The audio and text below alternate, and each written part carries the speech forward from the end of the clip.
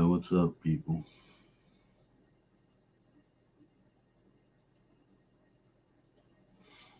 What's up, dude?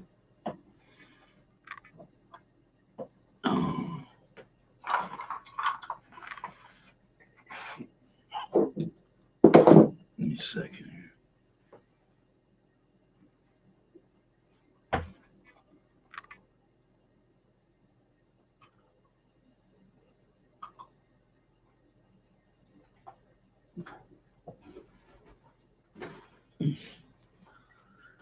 Oh, shit. Hey, Vanzini, what's up, bro? Oh, I just came from Phil's chat. I just woke up, man. Oh, shit.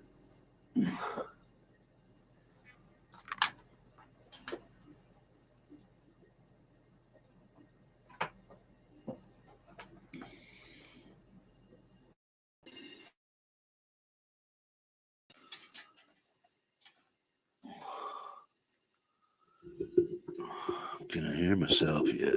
Oh, yeah. Hey, man. Sorry about that. Oh, I just woke up. Came from Phil's chat. How you doing, man?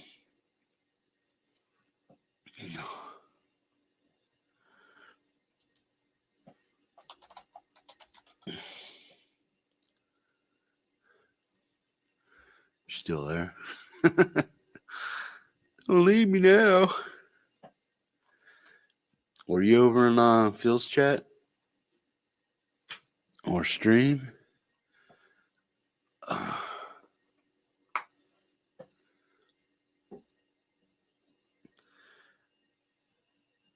Hey, Mark. Yeah, I decided to go live just for a minute. Late night stragglers, you know. I just woke up, man.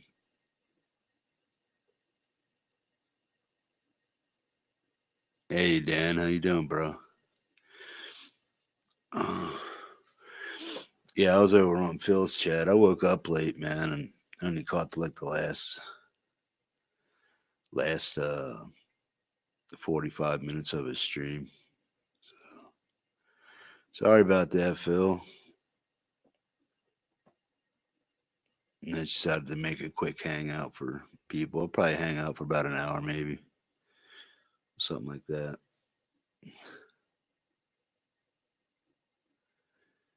Yeah, she did a little bio on Nita. Yeah, that's pretty good. Dan from New Jersey's in the house. Great Vanzini, Mark Effects. Who else is hanging out over there?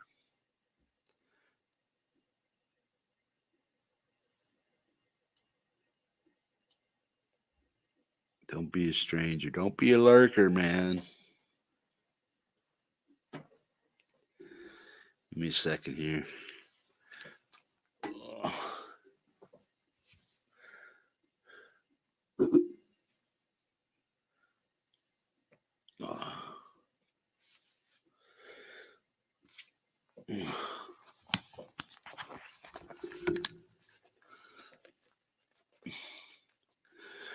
The beanie helps the ear sweat from the cans, man. You know what I mean?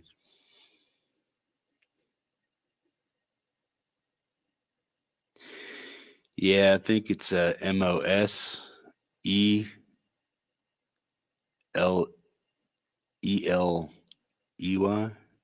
Moseley. But yeah, sounds like mostly like that, yeah.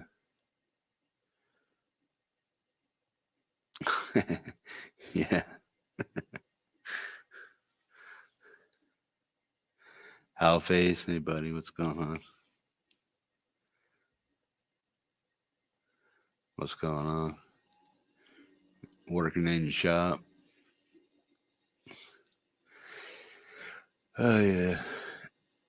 It's just a late night hang, I guess. It's only 7:15 where I'm at, so it's early for me, pretty much. But East Coast, it's going on 11:30, I guess.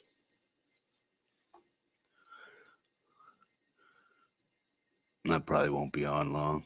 I'll probably go for an hour maybe. And then well, tomorrow check out Tuesday Tech Talk. I'll be on tomorrow. Well, earlier than this right now. I'll be on tomorrow. I think it might be 8 o'clock East Coast for Tuesday Tech Talk.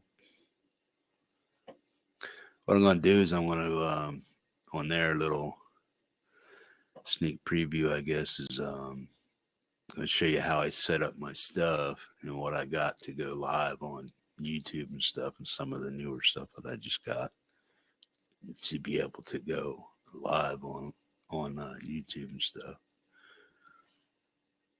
I mean, it doesn't take much. I mean, you can just get on YouTube with a phone today, but to do this stuff on a bigger scale, I guess, a little bit bigger scale. Taco Tuesday. What's up, Ed? Haven't seen you in here before, man. No, Tech Talk Tuesday. Sounds kind of like Taco Tuesday.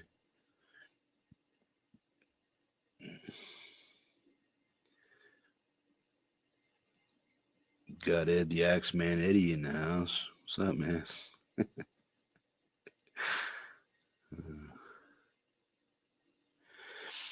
Yeah, I'm just gonna do a little setup about how I got my setup, what I got, how it all works, and stuff like that. So, and then some other stuff, whatever else pops up. But yeah, that'll be tomorrow at 4 o'clock my time, 4 in the afternoon my time. So 8 o'clock East Coast.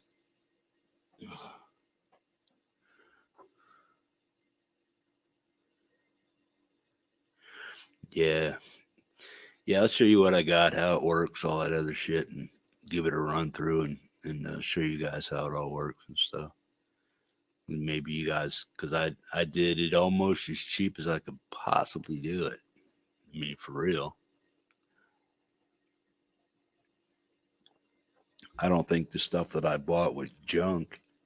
I just think it was entry level. Let's check this stuff out, and if something better comes along or finances get a little bit better down the road, I can get some better gear and stuff. Fruitcake Tony's in the house. Dwight Bailey's in the house. Got 9 people sitting up here so far. Don't be bashful. Talk to each other, man. Say howdy, hey. Howdy, ho. Oh, yeah. I was supposed to go out and do some stuff tonight, but my ride, she had her truck put in the garage or something. I don't know what the hell's going on, but supposed to go to the post office, pick up another package that I need for this setup here. But they said I got to come down to the post office and pick it up. Ew. Bro, check your PayPal, man. I don't know if you saw my message. I think I got kicked out of your chat or something like that. I don't know what the hell's going on, bro. I left you like 4 or 5 messages. Yo, Phil, check your PayPal. You never saw it, so I don't know what the hell's going on. I just decided to make a late night hang, man.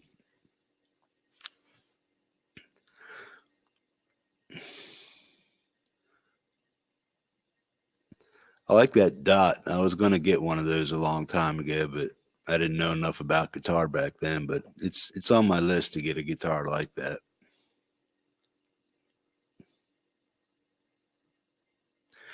No worries, man. If I got it, I pass it along.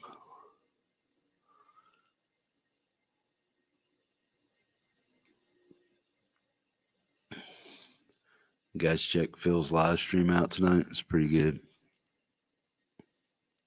It's got some good riffing down there. Hey, you're gonna have to teach me how to. I play for how the bell tolls from Metallica a little differently than you. You're gonna have to teach me that finger placement for dun dun dun dun dun dun dun dun dun dun dun dun. Because I do it totally different. I go from like the E power chord, or the one finger E power chord with the E string and the A string, and I do that. I hit that first, and then I come up to the what is it? 3-5, 2-4, 1-3 riff, and I go dun dun dun. And then I go back down to that little E, and then I come back up and do that stuff. But every time I do it, my fingers just like scratch the strings, and you can hear the string riff.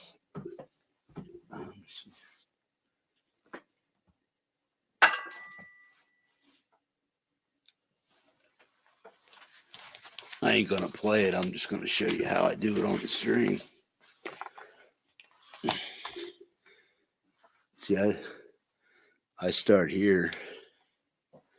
I start here with that dun dun dun dun, and I go here and I hit these two, and then I go 3-5.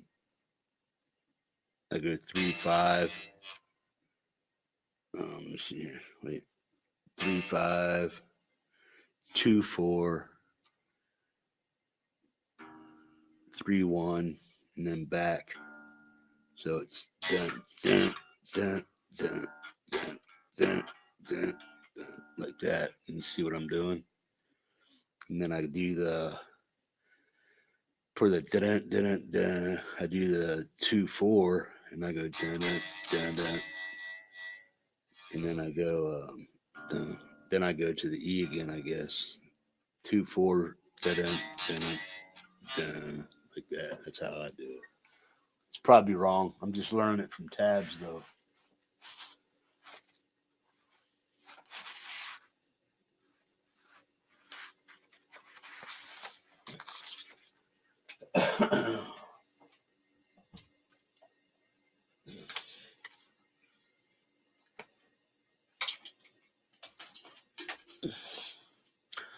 Woohoo. Almost ripped my head off on that one. I ain't used to these headphones, man.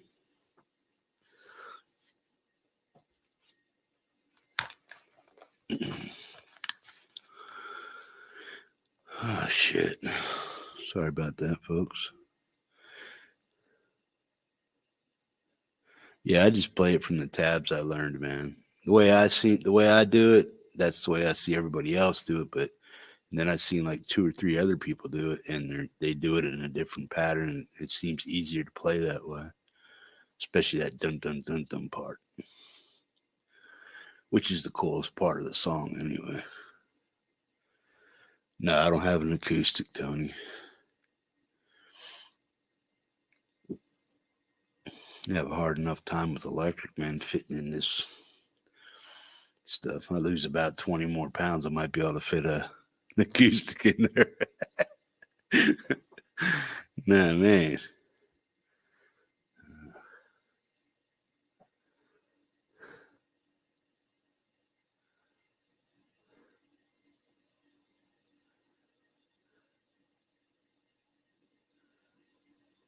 I hear you. Yeah, Tony. Or Grant Vanzini. Yeah, I hear what you're saying.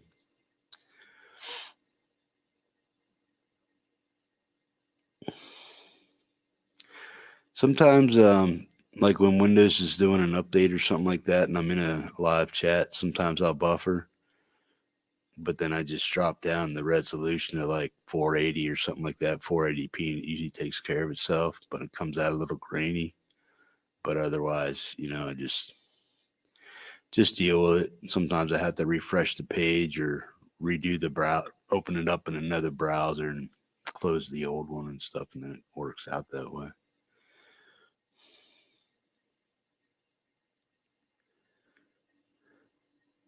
Yeah, no shit, right?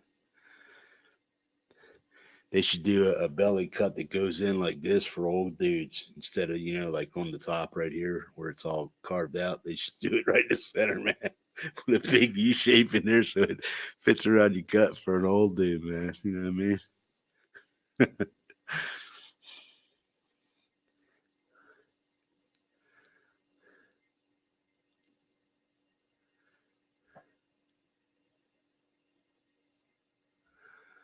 Oh, shit. No, I didn't see that, Phil. That's what I mean. I got something happened towards the end there, man. I tried to use that Streamlabs thing, but then they said they wanted access to all my shit. And then it's like, I went to click OK, I'll let them have access. And then it was like, nothing happened. So Streamlabs for some reason doesn't work for me. So I just did PayPal thing and sent you $5.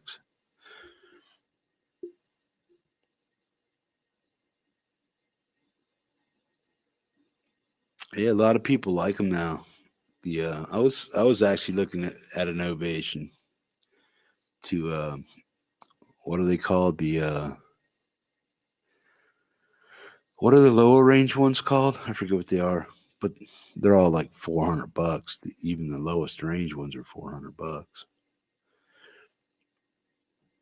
Auditorium or something like that. Something, I forget what they're called.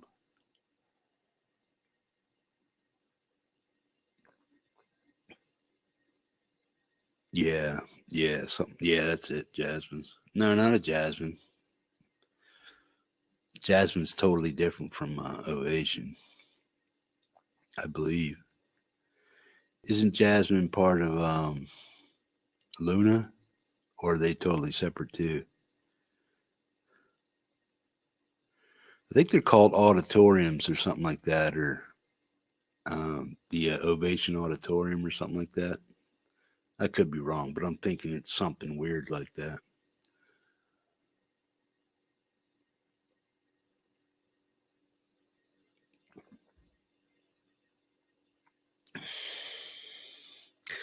Phil, what time of day is it when you do your? What's the best time for you to do a live chat, man? Because 2 o'clock in the afternoon seems to be like, or 2 o'clock at night seems to be way late night.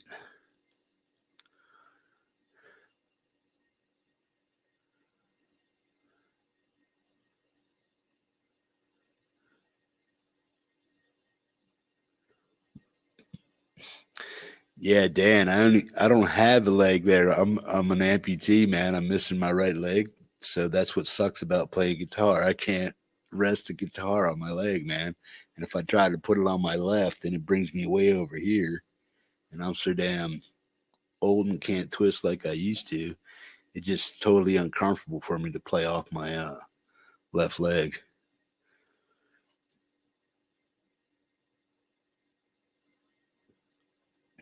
Yeah, I think that D60 from Fender or something like that. I think it's a D60 or something like that.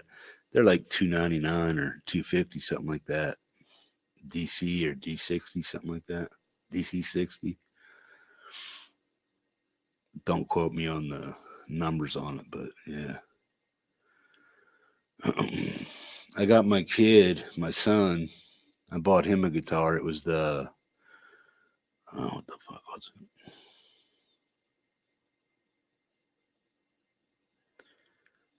T Bucket. They came out with this one called the T Bucket. They had like the burl top on them and stuff, different colors. I bought them one of those. I don't think they discontinued them now, but it's called the Fender T Bucket. They were like $300.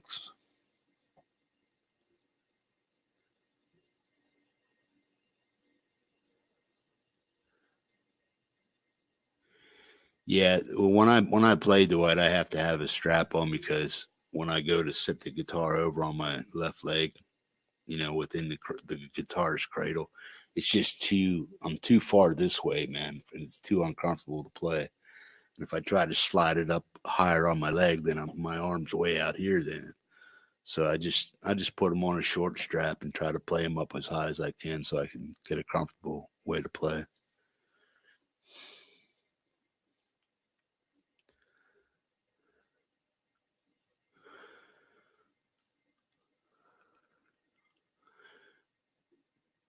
And Phil's got some chops, man.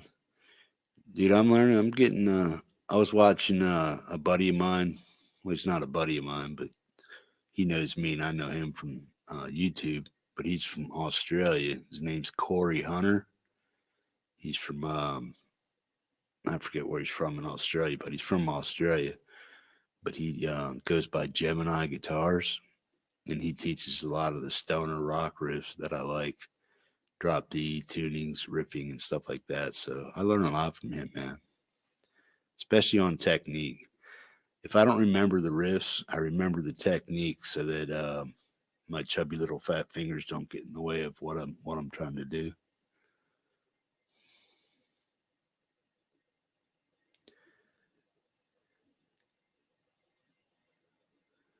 Yeah, I hear you, Vanzini. What's up, Brian? Yeah, I get into the stone and rock. More the doom part of it. The old Kaya stuff like that, and Fu Manchu, stone and rock. I get into that too. But I like more the doomish sludge style of riffing and stuff.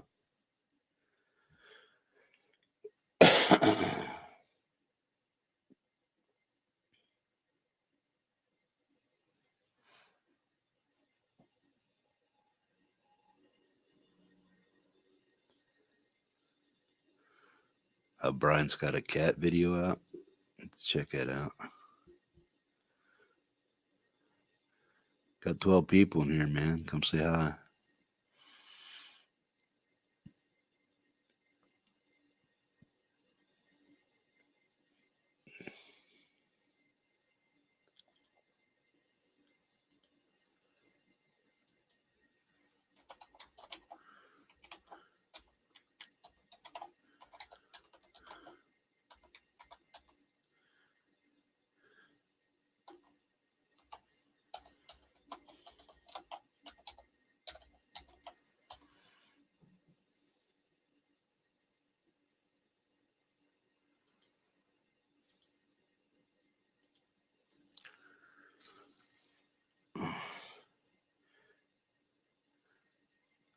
All right, Dan. Hey, thanks for stopping by, bro.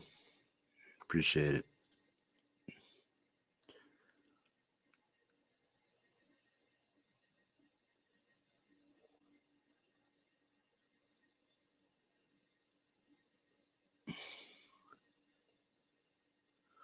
That's right. Yeah.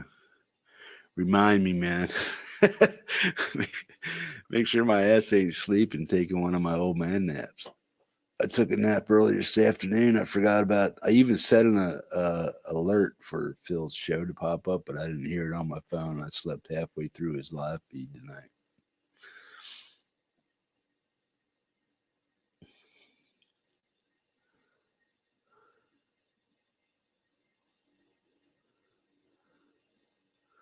Okay. Kept messing with your strings and stuff.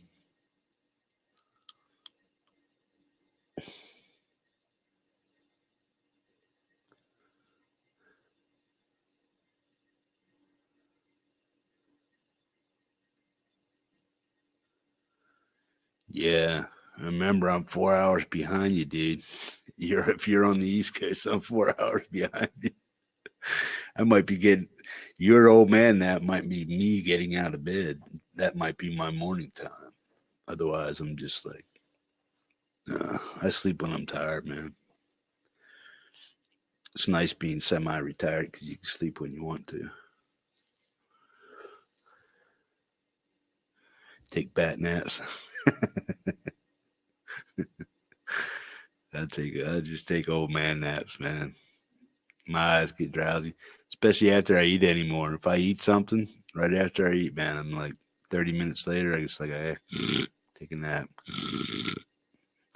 I'll sit here in my chair and shit after I get done eating and stuff. I'll be like nodding like this. Oops, better go over there and sit down. Go to sleep for a minute.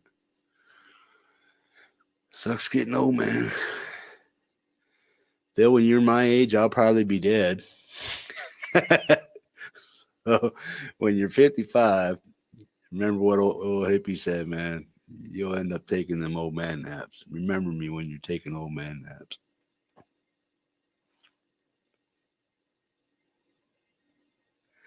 Yeah, no shit.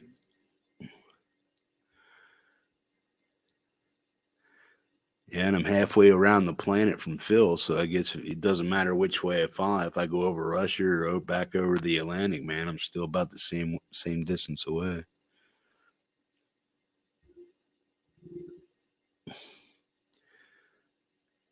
Yeah, you got 2 months on me, man. I'm in June, baby.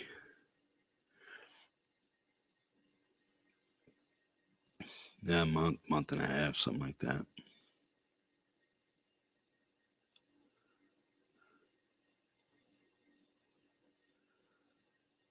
Oh, Vanzini got 10 years on me. Yeah. I hope I make it to 65, bro. Pop off of a heart attack or something like that. Like, what the hell? Try to take care of myself best I can, but you know, you get old, you get old. You have no idea what's going on, man.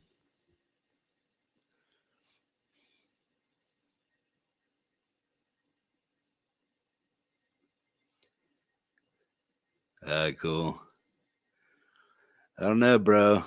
I've been living on one leg for since '88, man. My body's pretty much quickened up pretty quick. My joints and stuff, they're probably like a 70-year-old man. Especially my knee, my hips, my wrists and stuff. Walking on crutches for 30 some years now.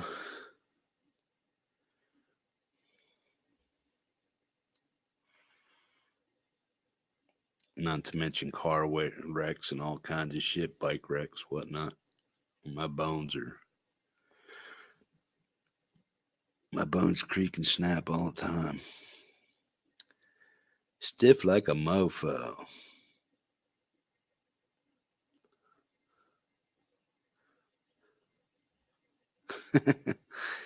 Yeah.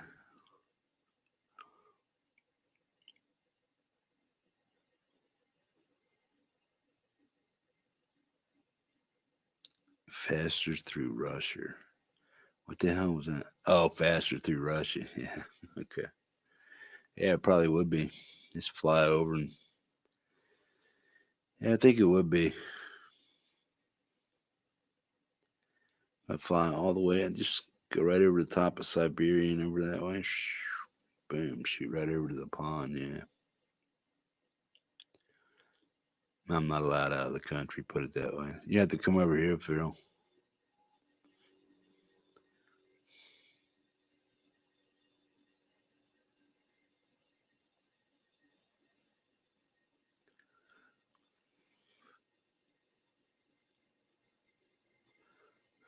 I caught that.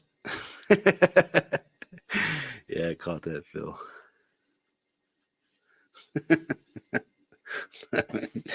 You ain't gotta leave, man, unless you're tired.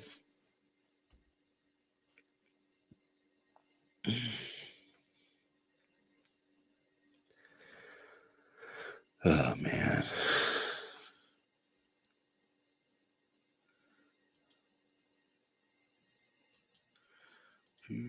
Rock on, man. There you go, Phil. There's your bat, bro. See your bat, man. Woo. There's Phil's bat, people. Got him a bat. Here, hang on. I got something else for you, too, bro. There you go. Ooh, check that out, bro. See that, Phil? Look at that shit, man. Things I do for you, man. See all the bats flying around and shit? That's Transylvania right there somewhere. Got graveyard there. What else? Let's see what else we got. And then see the houses there. Ooh. Spooky mofo. Look at that shit, bro. Hook you up and everything.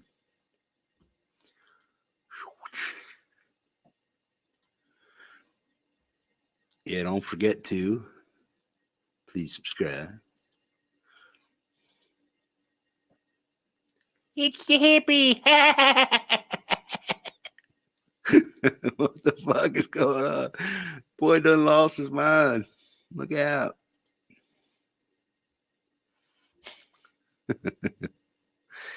See, Phil, I'm thinking of you, bro, man. Don't think I ain't thinking of you. See, look at this. When you get old, you start getting lemmy moles and shit. Oh, what the hell is going on inside of my mug, man? But I'm getting a lemmy mole. I don't know to be pissed off or go get cosmetic surgery.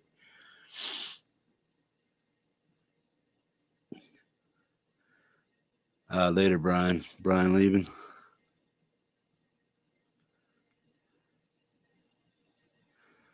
Later, dude.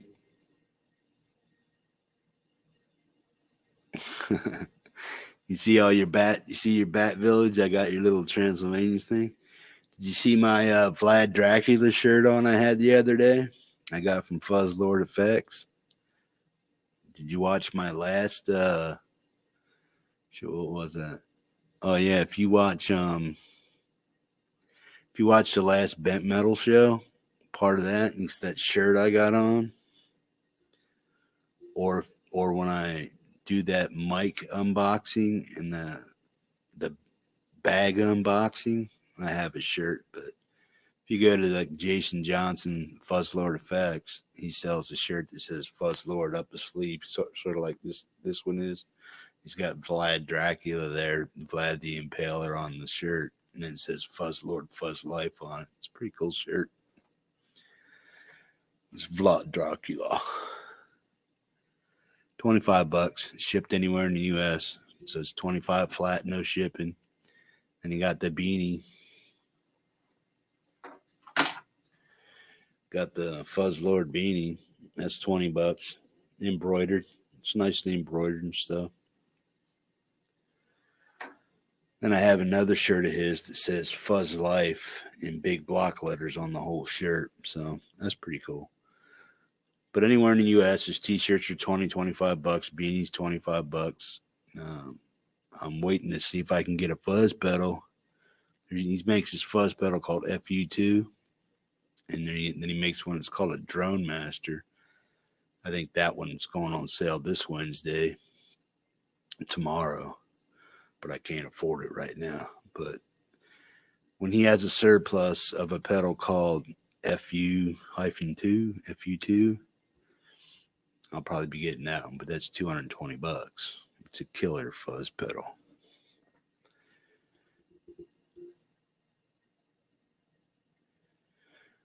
No, not really. Summertime, yeah. You might get a few concerts up here. And then Alaska State Fair.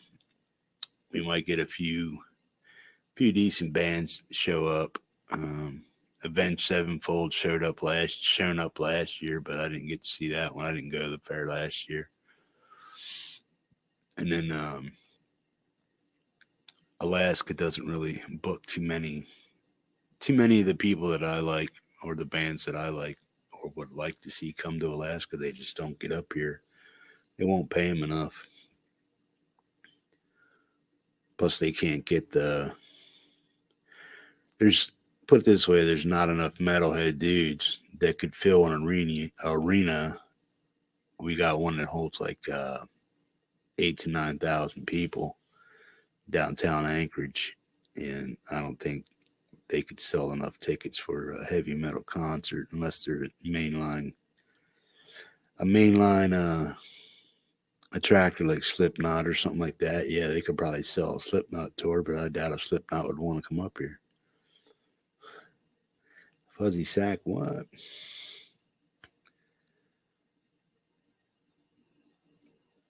Yeah, I got one of them too. I got them 4-inch nutsack hairs, man. They're about that long. Braid them once in a while.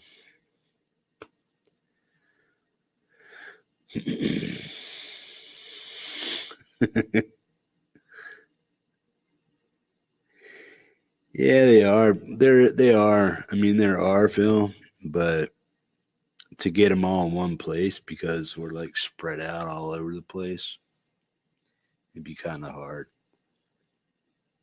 And I'm talking like old metalheads like myself. Most of the metalheads that are my age, they've all grown up and got lives, and their old ladies won't let them out of the house. So I'd be going to a concert all by myself. But that's cool because that's more groupies for me and stuff.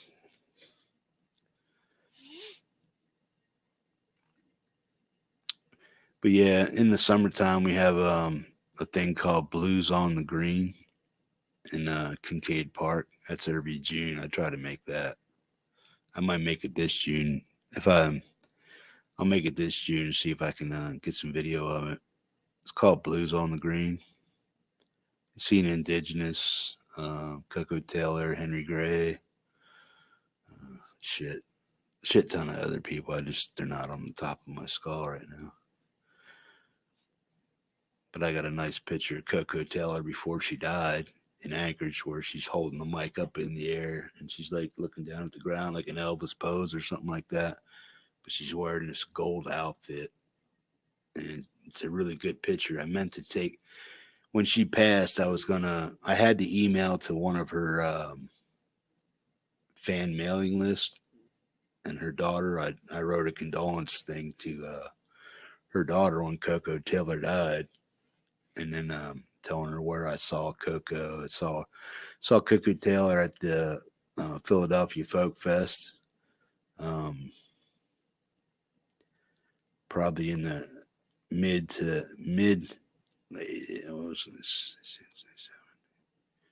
probably 97 maybe. And then when I came to Alaska in 2001, I saw her the next year. So I think it was summer of 2002. I saw her again, a few years later, 7, 8 years later. And I got a nice picture of her posing. Came out clear too for one of them little snap cameras back in the day, disposable cameras. I got it made into a 5x7. So, but I was meaning to get a digital copy of that on disc and then send those pictures to her daughter, but I never got around to it.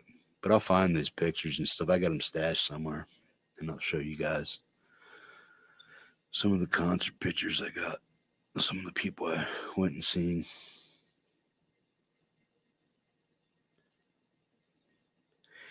Yeah, but you ain't in Alaska, man. If you were in Alaska, we could go to some concerts and stuff. And most of the blues that I would want to listen to, they're in bars. I don't drink, so I don't drink anymore or do dope or anything like that. So me hanging out in the bars, like, not my thing anymore.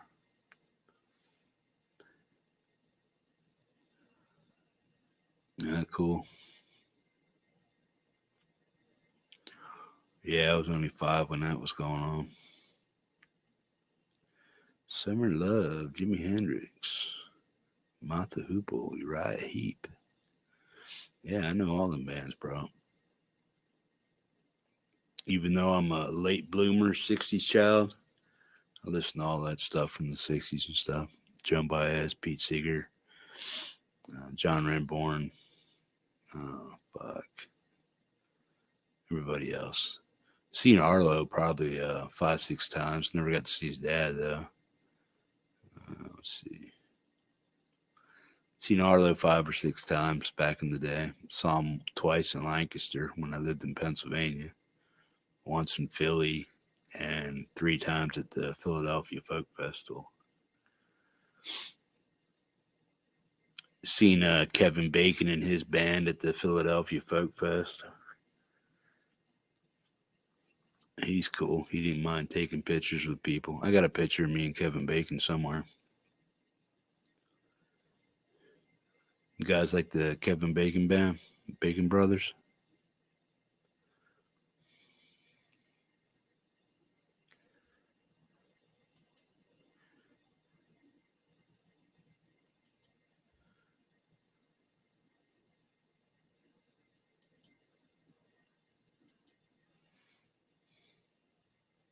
Anybody? Anybody?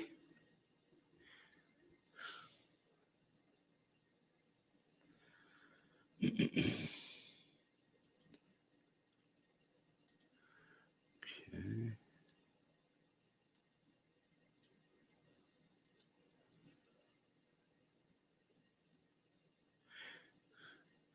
Yeah, Kevin Bacon. Check out the Bacon Brothers band.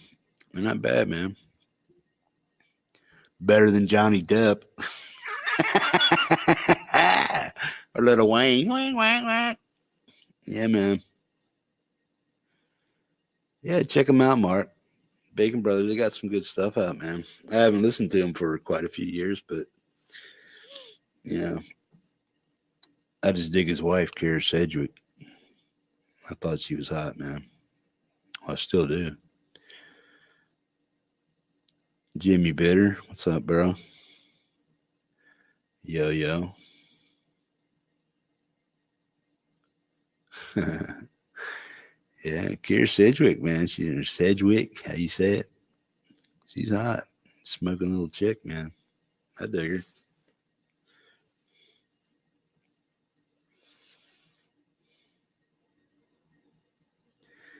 I hear you, Ed. I was right there with you, bro. Just because you're 10 years older doesn't mean I didn't listen to that shit too, man. I caught the tail end of that shit, most of it, and then I had to go back and rewind and catch up. But yeah, I'm right there with you, man. 10 years don't mean much in the music scene because you can always go back and rewind.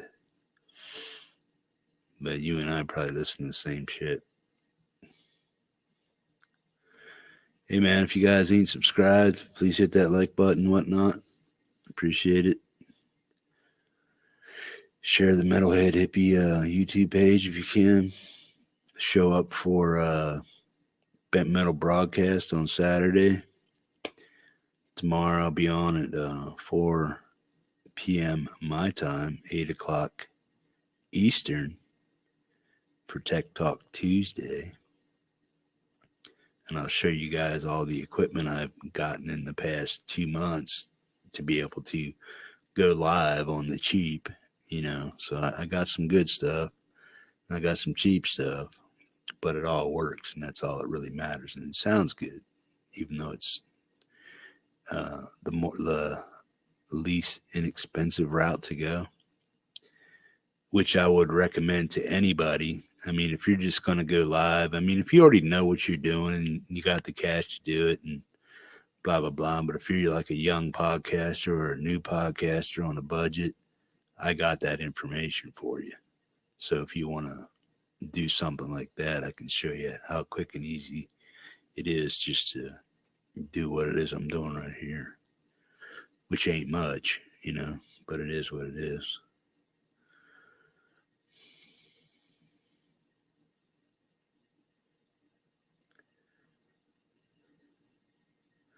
Is he getting a transplant or is he just getting a checkup for his liver transplant?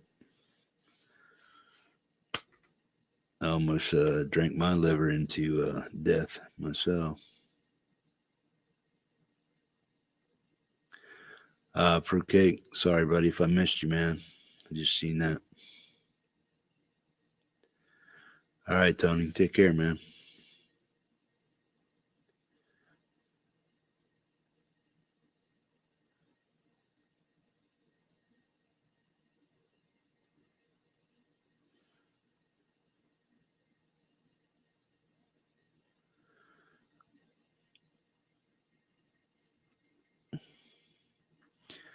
Yeah, when I quit drinking, man, my liver was on its way to shutting down.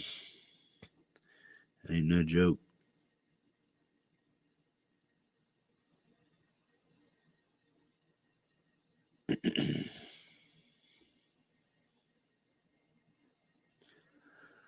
What else we got hanging in the weeds out there? Come out and say hi, man.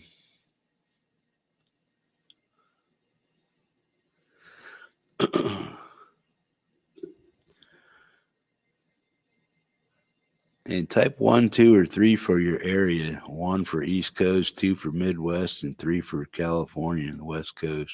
1, 2, 3. Oh, I know where you guys are from. 1 East, 2 Midwest, Central Time, 3 California.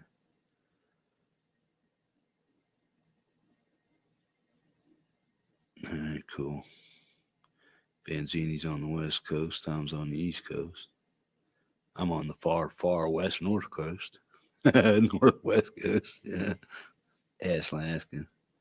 John Harden's from the Central Time Zone. That's cool. Oh, welcome. Mark's from the East Coast. Banzini's in Oregon. Yeah, he's just a stone's throw down the road from me, man.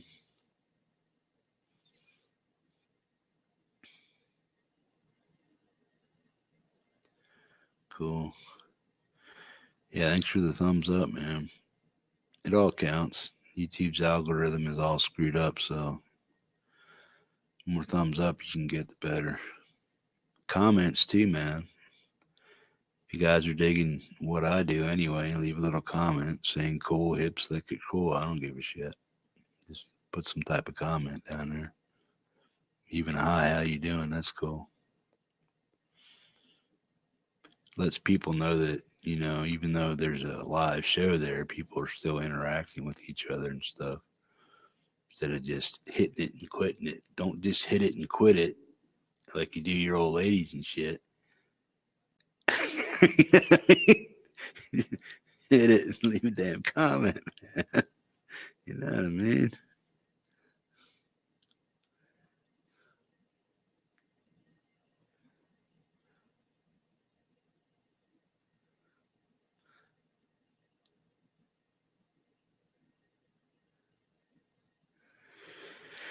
Yeah, you just got to remember, Tom. Somebody's gonna have to die for him to get a liver too, or a partial liver.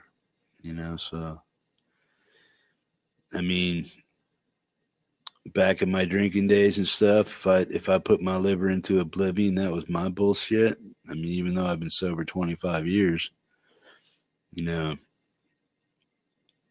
I have to take accountability for that. So, and my liver isn't functioning the way it should right now as it is, But, you got to keep that in mind too. It ain't a selfish thing, bro. It's like somebody has to die for that man to live, and that's a tragedy in itself.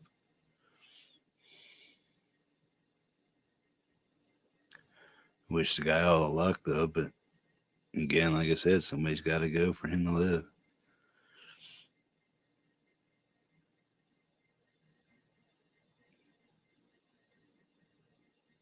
Me personally, I wouldn't bump a chick off a list that's younger than me or a kid. I'd just suck it up and dry up somewhere.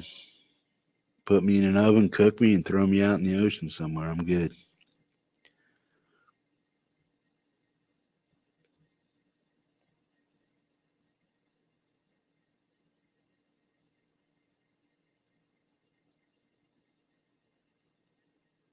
Yeah, those are the prices of life we pay, man. We all make mistakes and shit, but sometimes the damage is too severe and we can't recover from that. Or it's very hard to.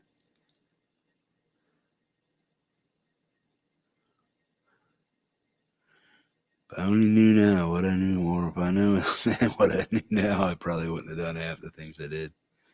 But you know, live and learn, man. I mean, I empathize with the guy because, like I said, I'm in the recovery field, the addiction field, and then being a recovering addict and alcoholic myself, I see situations like that all the time. So it's nothing new to me, man.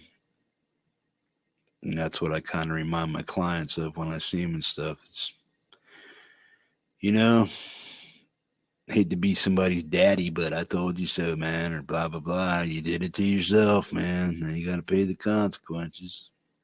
Then I hit them with the hard reality. It's like, hey, you're trying to get sober and do the right thing now, but somebody's got to die now for you to live or to promote your life or give you some longevity. And kind of rubs certain parts of society the wrong way. But if somebody redeems themselves and turns their life around, do they deserve that liver? And yeah, maybe. But you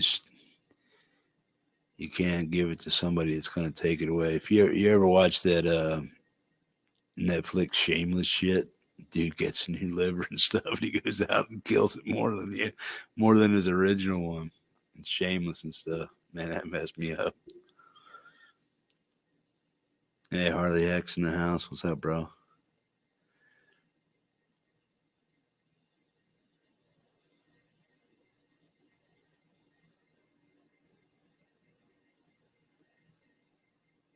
Oh, sure they do, man. They want the feeling, but they don't want the addiction. They want to do the drugs, but they don't want the addiction. They want to quit, but they don't want the addiction. They want a new lever, liver, but they had the addiction. You know, see, I see things a whole different way. You know, I deal with junkies every fucking day. You know what I mean? And trying to slap them in the fucking reality and get them to see the errors of their ways is almost impossible. There's no sugarcoating this bullshit. And I don't feel sorry for any junkie. I don't feel sorry for myself. You know, anybody that sticks a needle in their arm does it for a reason. I didn't stick a needle in my arm because I was addicted. I became addicted because I stuck a needle in my arm because I wanted to feel a certain way. You know, so that's the selfish rub of it. You know, yeah, nobody wants to, but you will. You know, and you really have nobody to blame but yourself, man. So fuck me, fuck them, fuck everybody. All we can do is try to make each other feel a little bit better and get better. That's all we can do. Mistakes are already done. You know what I mean? Woulda, coulda, shoulda. Fuck it. It's too late. You know? So that's the dad part of me. The counselor part of me has a little bit of empathy and whatnot because I've been through it. But sympathy, no. Empathy, yeah. We did it to ourselves. You know, we have to have accountability for that. Do I have sympathy for that? No. Empathy and sympathy are not the same thing. Separating them is difficult, but they are not the same thing. I understand the addiction dilemma, the lifestyle, but do I feel sorry for anybody that got caught up into it and all the woe is me bullshit that goes along with it? Fuck no. You're accountable for that shit.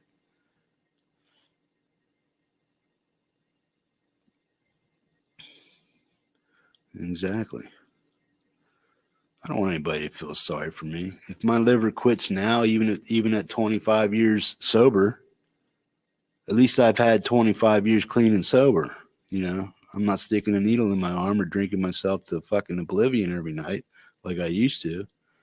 So if I stopped when I stopped to get another 25 years of life, fine, I did everything I could do. But if my past life still catches up with me 25 years later with liver disease or something else that cut my life short, I have nobody to blame but myself. And that's where the accountability comes in, you know. So nobody's at fault for becoming addicted. The chemicals do that on their own. The alcohol does that on their own, you know. But taking that first fix fill drink or whatnot is your own individual problem. But anyway, this is a music channel. We're not talking about addiction anymore. So let's get over that. Sorry about your buddy, man. Life goes on. When I'm gone, somebody's going to die behind me too.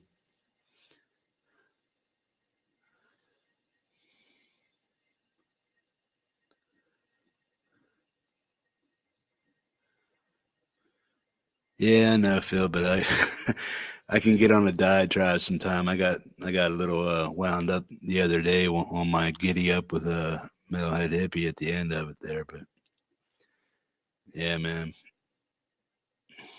Uh, I mean, I used to feel sorry for myself. Why me back in the early days and stuff like that? And it's like, well, why not me?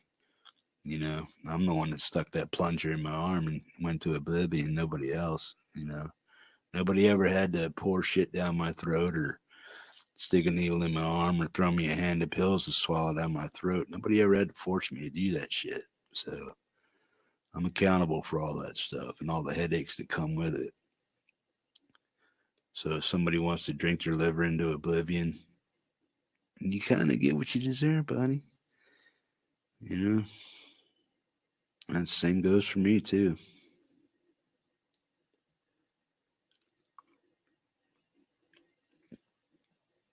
That's what I tell people all the time. I say, if you have a drinking problem, if you don't have a problem with drinking, that's not my problem. If you don't feel you have a problem, but when you do feel you have a problem with drinking, then that's my problem. That's what I'm there for. When somebody wants to drink and drink and drink and they don't feel like the urge or need to stop and stuff, there's nothing I can do about it. But when they do, you know, you want to drink and get drunk every day, that's your business. You want to get sober, that's my business.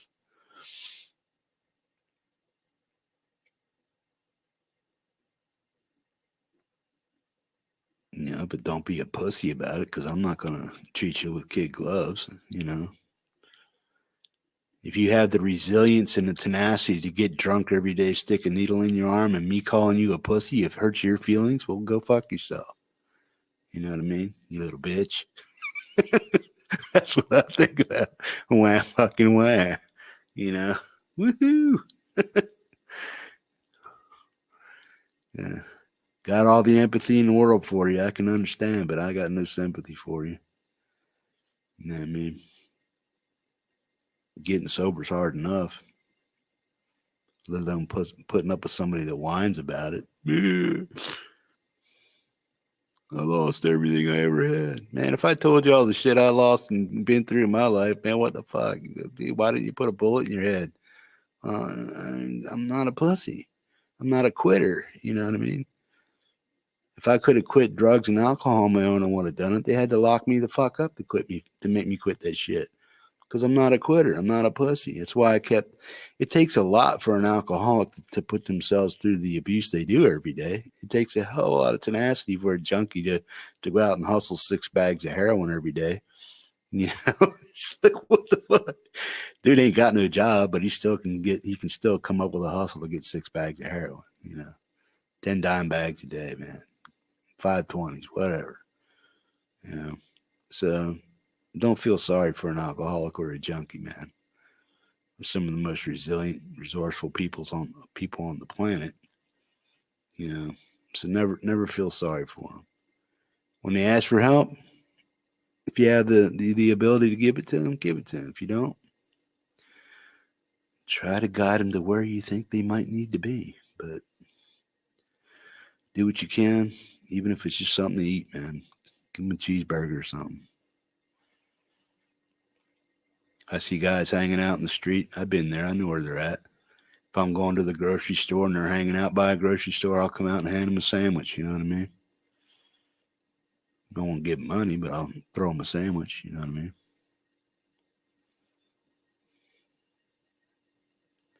People forget to eat.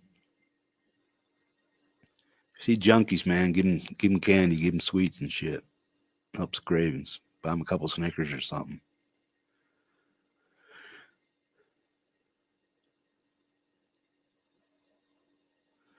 Exactly.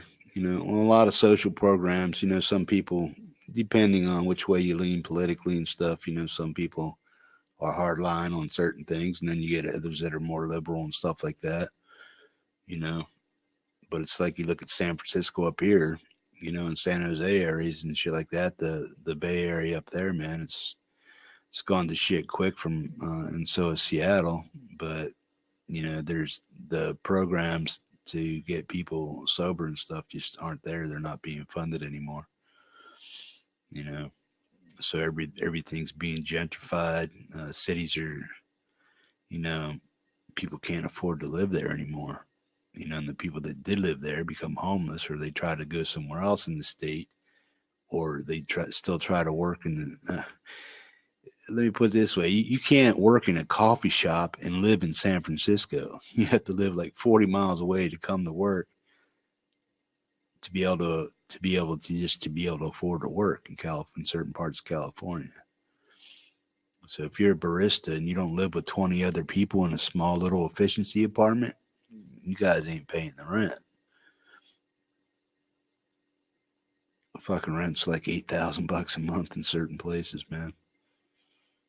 $4,000 or $5,000 for an efficiency apartment. Screw you. And those are people working in the tech industry and stuff that can't afford to buy a house because houses are $3-4-5 million for a little 2-room rancher, 3-bedroom rancher, 2-bedroom rancher. Even if I can afford to live like that, living even on the Silicon Valley tech salary and shit, you can't.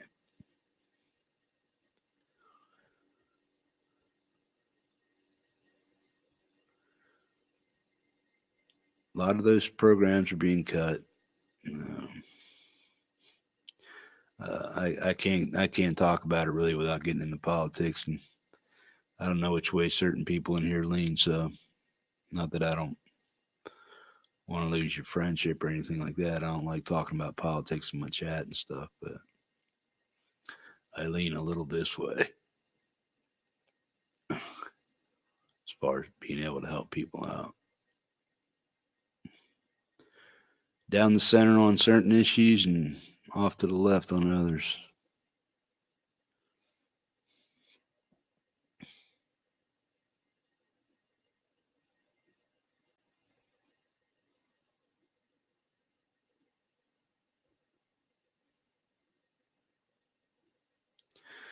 Yeah, it's true. There's a lot of people that want it though, Hex, that don't know they want it. They're just too scared to reach out. Addiction is a big comfort zone, man. Even though it's a very painful thing, a very painful thing to go through, it's a big comfort zone for people. And it's hard for them to, even though they know they want to leave it and they want to get out, it's just hard for them to reach out, man. So that's why I was telling people the other day, if a junkie comes up to you and says, help me, help, that might be the last time you ever hear that person ask for help. And if they're trying to get out and you have the ability to do it, get them out, do whatever you can. But you better have a big set of brass balls to hang on to that person, because they're going to, a junkie will test you every way they can to see how much you care about them. It's like a teenage daughter throwing a temper tantrum about her boyfriend daddy won't let her see and stuff like that. So you're going to deal with that type of mentality when you're trying to get a junkie off of heroin. They'll manipulate you, try to do anything they can to get their way and their will done. Even though they want to get out and quit, they still they'll still test you, man. Even though they want out, they'll test you.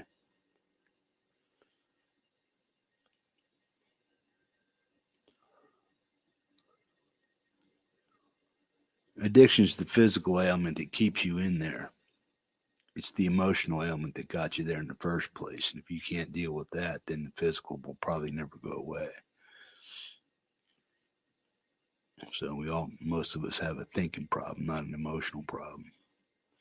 Our thinking is what causes our emotions to get twisted all up and shit. So, but anyway, hey, what's going on? Any new songs out? I mean, I can get into fucking off the wall diatribes about this shit and talk about it for days, man. But I don't know if anybody tunes into this shit and might hear me talking about it and get something out of it. That's fine. But for anybody, if there is anybody in here that is dealing with an issue like that, don't be afraid to let me know and talk to me and stuff.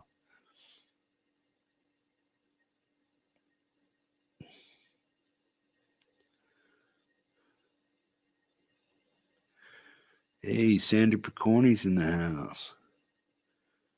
My lovely, talented newscaster.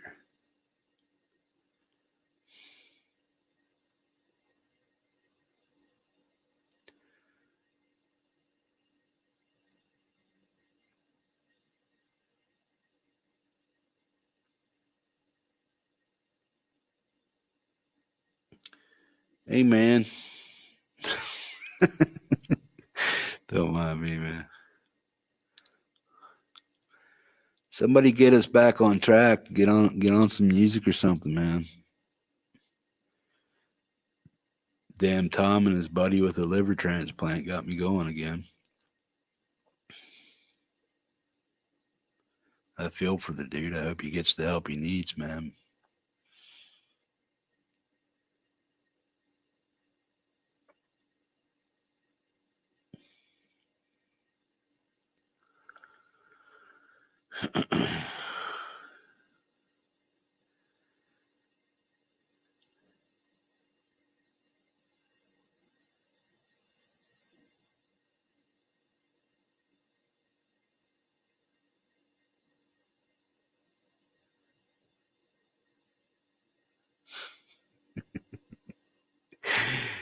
You're all full of those hey mans, aren't you? Hey man, hey man.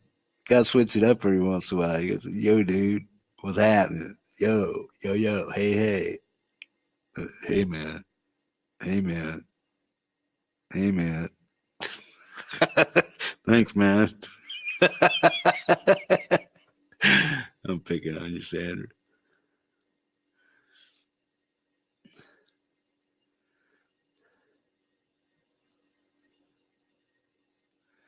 Oh, dude, I don't have my shit all hooked up. I gotta hook my mic up, man. It sounds like total dog shit if I don't have my mic on there. That's why I bought the mic, but I'll be talking about that shit tomorrow in Tuesday Tech Talk, so show up for that. 8 o'clock Eastern.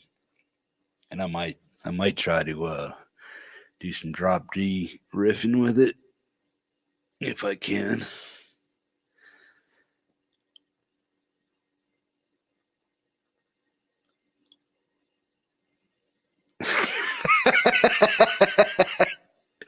I just seen that. Hey, good. What up, fucker? You son of a bitch. Now, see, I can handle that. Hey, man. Hey, man. Hey, man. What the fuck? Switch it up once in a while. Fucker. That was a good one, Sandra. You got me there, man.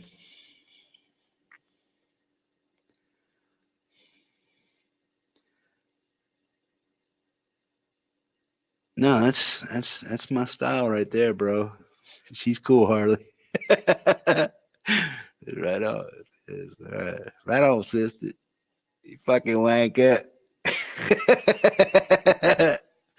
Dude, you gotta say it though. You can't type it, man. Because I dig that. I dig that English accent when you guys say shit like that. You fucking tosser. You fucking wanker. What the fuck?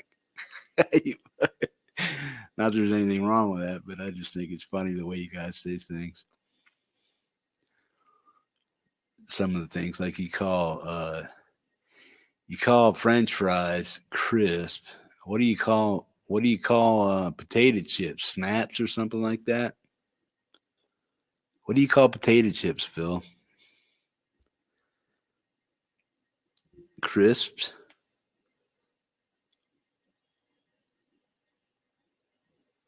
French fries are chips and potato chips are crisps, right? Yeah. Crimps. Bloods.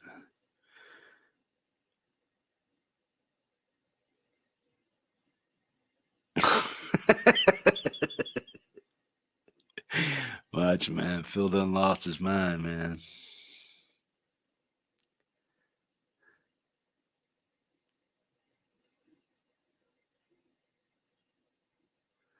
Okay.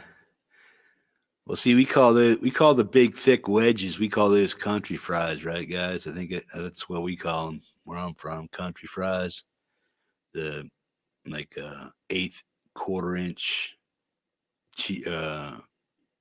potato wedge or whatever they call them, potato wedges.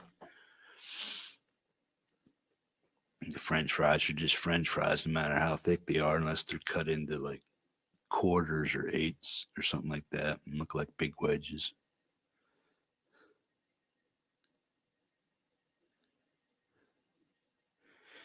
Chips are bigger than our fries. Hey, Crowbar's in the house. Yeah, JoJo's. Yeah, we get. Yeah, I get those too. I get certain areas. Certain people call them different things. Yeah, I think some people call them country fries or potato wedges. They call them what they are, potato wedges. But yeah, JoJo's. Remember those?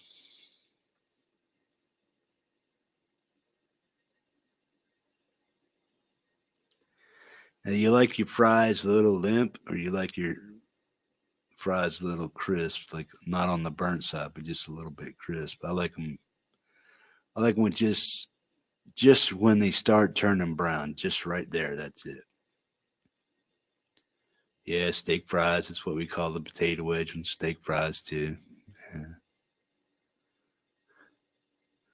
John Harden in the house, slabs of potatoes and country fries in the south. Yeah.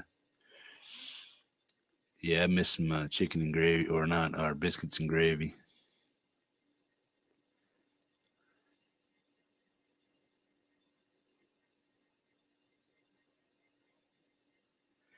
Yeah, I like the potato just cooked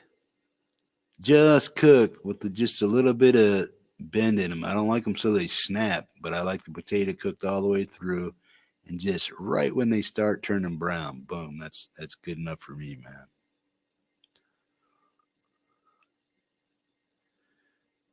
Okay, now did you ever eat your French fries with mayonnaise, mustard, or ketchup? I don't like ketchup, so I've eaten my French fries with mustard or mayonnaise or both. I put hot sauce on them too, man. Hot sauce, salt, and pepper on my French fries.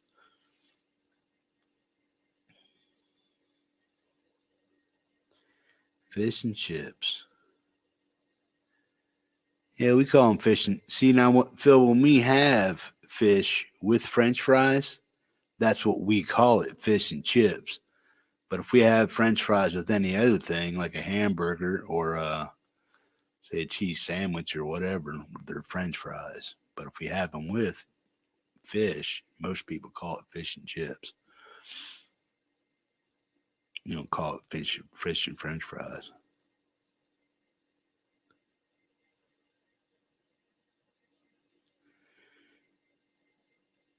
Yeah, my favorite chips are salt and vinegar chips. So I love those, man.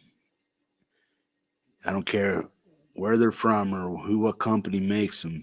If you put a bag, if it's a big bag, I probably demolish the whole bag, and they're bad for me, dude.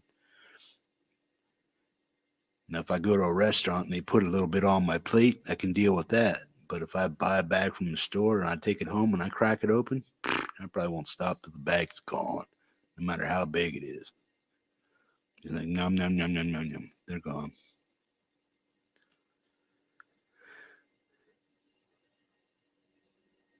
She's approved. All right, so ye old English fish and chips in Woonsocket, Rhode Island. Woonsocket.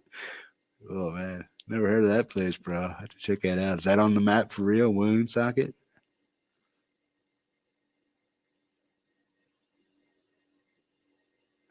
Oh, yeah, buddy. Well, I grew up in Lancaster County, where Rhoads is from. I miss those, man. I miss those potato chips. Do you guys like Lebanon bologna?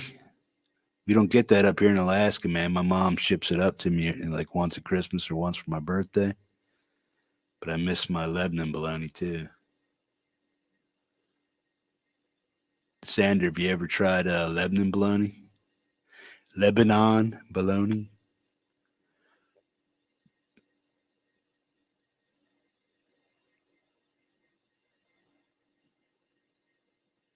Okay. Yeah, I lived in Rapid City for a while. Also lived on the Pine Ridge Reservation for like 6, 7 months. Lived in South Dakota for 2 years. Lived on the res for 6 months. You never had Lebanon bologna? Wow, you have to look that out, or look out for that. Try it. Go to next time you go to the deli, ask them if they have Lebanon bologna. It's like a pickled beef, but it tastes really good. I think it tastes good. And then I miss Cooper cheese. Anybody ever eat any Cooper cheese?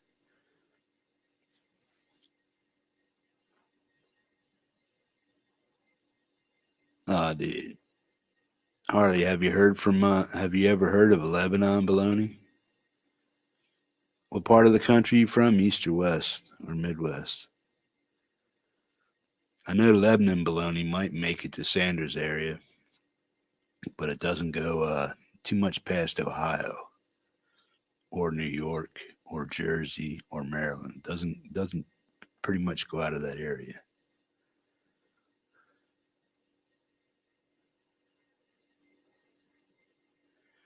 Yeah, I love horseradish too, bro. Wasabi. I put wasabi in my meatloaf when I make meatloaf. Man, burns everybody out. If you had sinus problems when you came in, you didn't when you came out.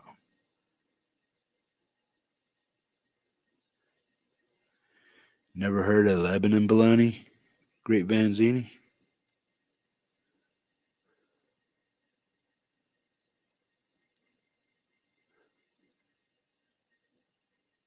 He's going downstairs to see what it is. Yeah, Lebanon bologna's like a pickled beef. It comes from the Pennsylvania Dutch, Amish people. They're the ones that pretty much invented the stuff, and they brought it over from Germany and areas like that. But yeah, it's like a pickled beef. It's kind of like purplish in color, with a fat filler. But it's pretty good stuff, man.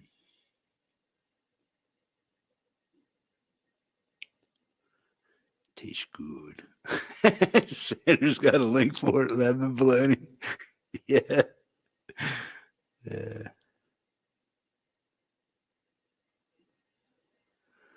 Ah, cool. Yeah, I didn't think they had Amish that far out west yet. I imagine they did because I know in Pennsylvania a lot of their farmland's getting eaten up, especially in Lancaster County where I'm from.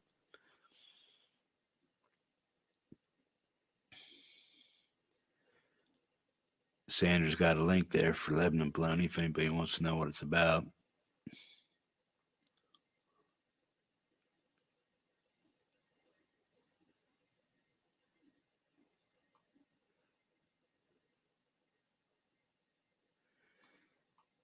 Yeah, somebody got the extra cash. Send Phil a bag of Utz potato chips, man. I miss butterscotch crimpets too, man. We don't get them up here in Alaska either. They're like fucking $12 a box, man, for like a 6-pack, 8-pack of them or something like that. It's ridiculous. Anybody ever remember butterscotch crimpets from the East Coast?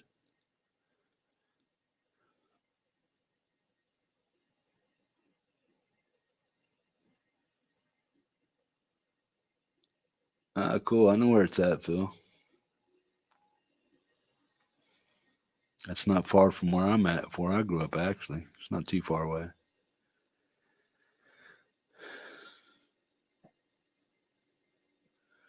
Rum butter coffee creamer.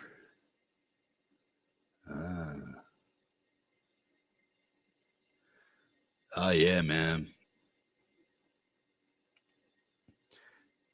Well, see, I'm from like a little town called Mannheim, about 10 miles east, west of Lancaster. And then the next closest town was Lebanon up the road. And then after that was Hershey. So if anybody's from PA and ever heard of the Hershey Arena or Hershey Park, that's where I went to a lot of concerts as a kid. And then City Island in Harrisburg, or the Philadelphia Spectrum, or the Electric Factory down in Philadelphia. So all my concert venues were no less than 40 miles away from my home where I grew up as a kid. So if I didn't catch a ride with one of the older teenagers that had a car to a concert, I just missed it.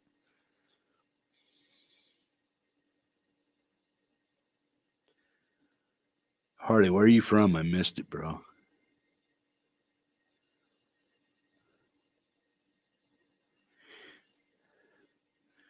Yeah, but you got to try Lebanon bologna. If you can get a hold of that, some Lebanon bologna, it's not like regular bologna like you're used to, like the hot dog kind of squished all together kind of shit. It's like a gourmet bologna.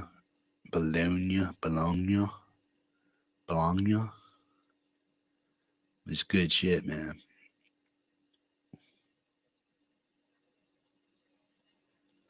Vegemite. I ain't heard of that shit for a while.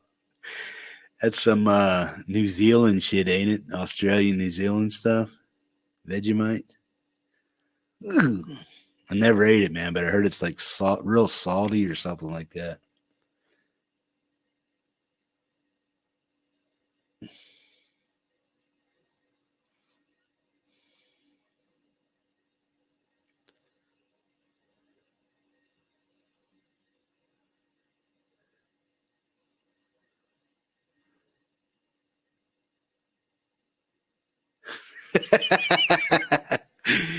Yeah, I don't know, man. Nothing against waitresses and stuff, but some of them just don't get it, man. Yeah, Can you make it hot and make it cold? Put some ice in it? Do whatever you gotta do, man. Oh man.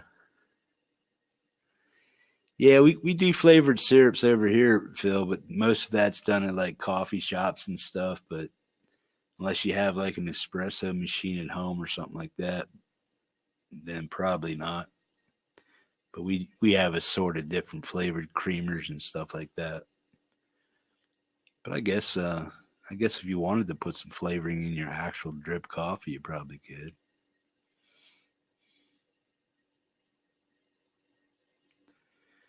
Yeah, I gotta have a French roast or an Ethiopian blend, something like that. That's really dark and pungent on the roast spectrum. Dark, dark, dark.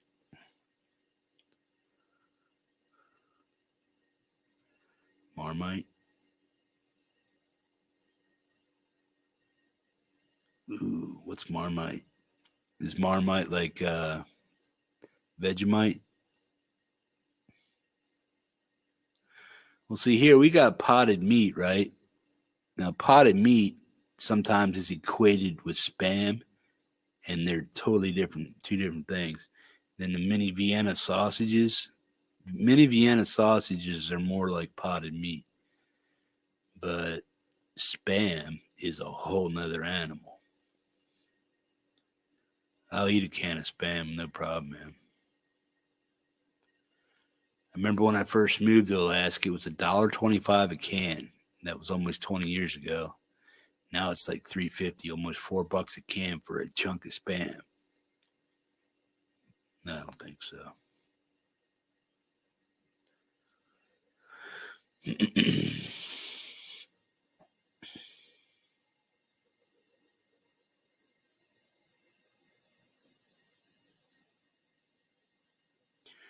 Never heard of Marmite?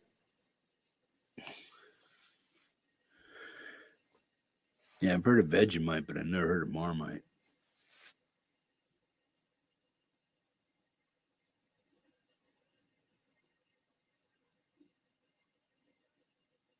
I must have missed something here.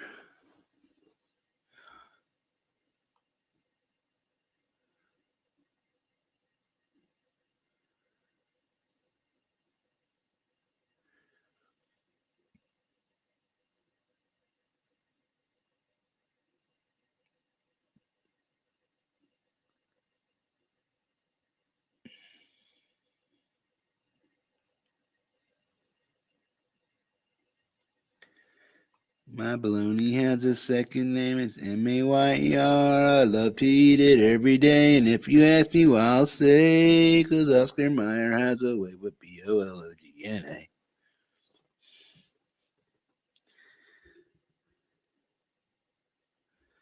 Any Oscar Mayer fans?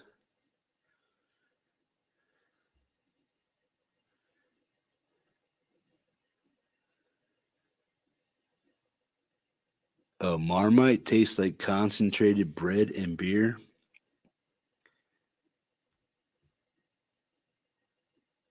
Monostat. Okay.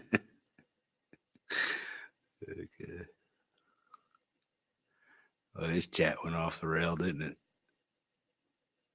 Went from junkies to stale bread and beer. Wow. Liver transplants, junkies and alcoholics, recovery, now still beer, and Marmite and bologna, Utz chips. What else we got going on here? Yeah, hell yeah. We have fried bologna sandwiches, man. My mom would she would make some brown butter. She'd fry the bologna in butter and brown butter, and then she'd drip the brown butter on top of that and stuff. That's how we got our fat intake. Fried bologna sandwiches. Every once in a while, we got lucky. We got a slice of cheese on it. But that was like, yeah, that's if mom and dad got overtime. Mom and dad got overtime that week. We got some cheese on our bologna sandwiches.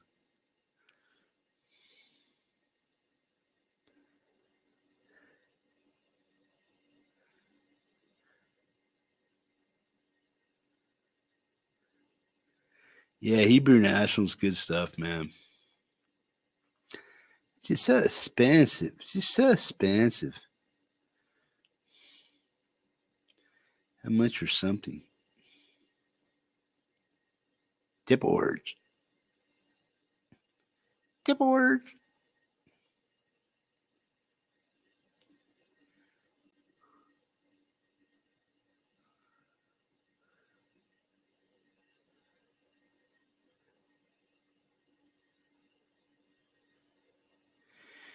Yeah, I don't eat hot dogs too often myself.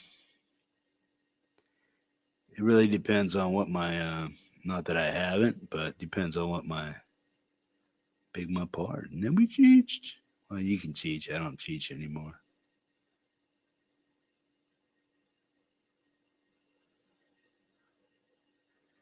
Yeah, that's the same thing. It's like spam up here, Phil. You get a can of spam. It's like a seasoned potted meat that comes in a square can, solid little block of fat gelatinous meat that you shake out of the can. You put it on the counter, and then you cut like quarter-inch strips out of it that end up being about yay big.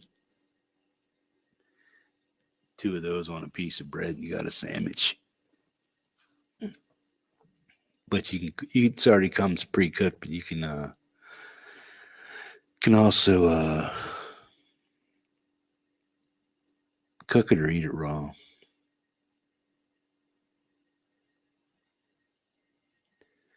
You guys get spam there? Do they call it spam, or is it called something else? Q, what's up, buddy?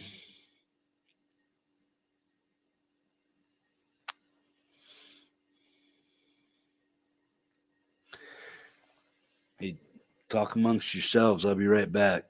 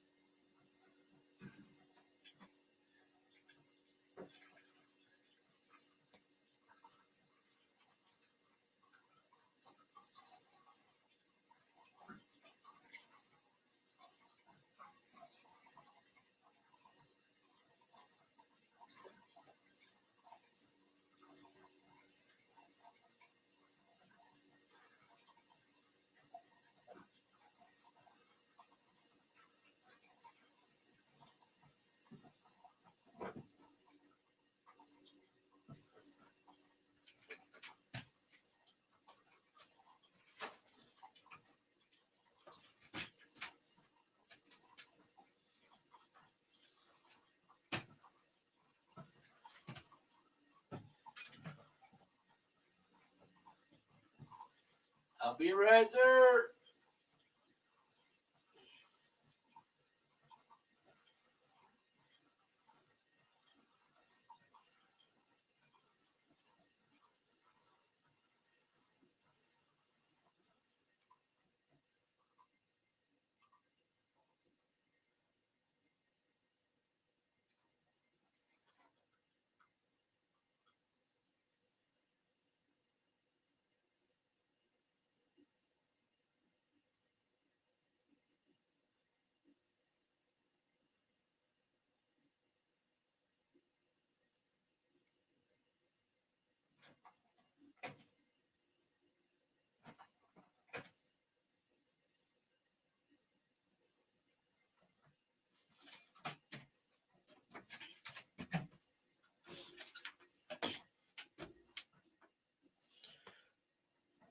Uno momento.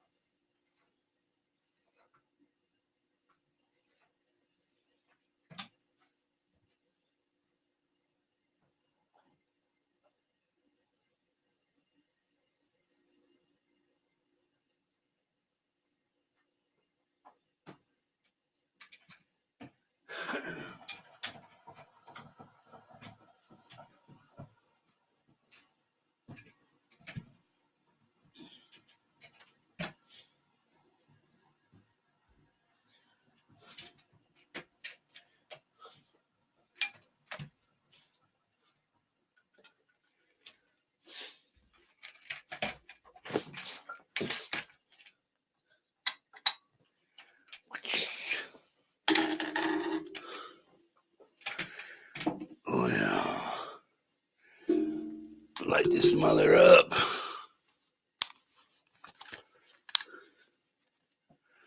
What's up? What's up? Damn, a couple people snuck in here while I was gone.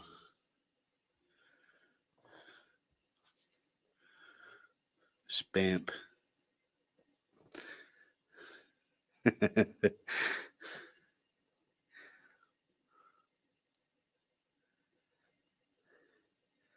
Spam amp. He might have.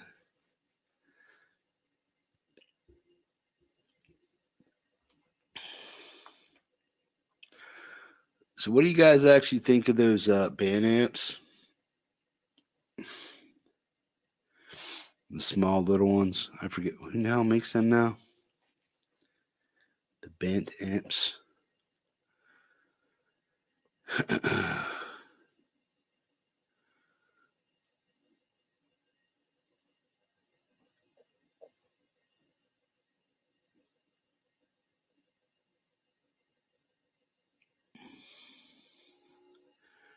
RG Pops, welcome, man.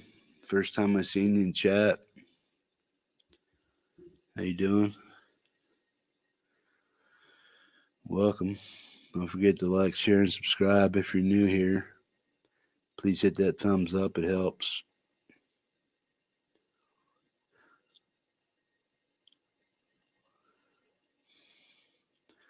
Everybody say hi to RG Pops. I've never seen him in here before, so new face, say hi.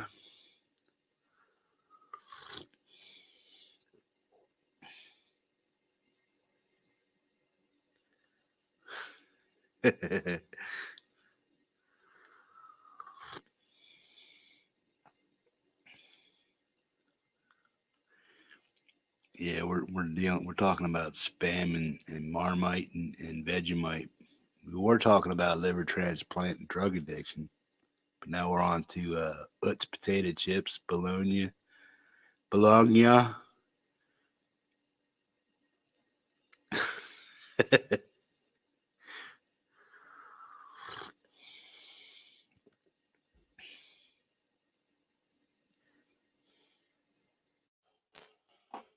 Don't make me come over there and get you, Phil Mosley.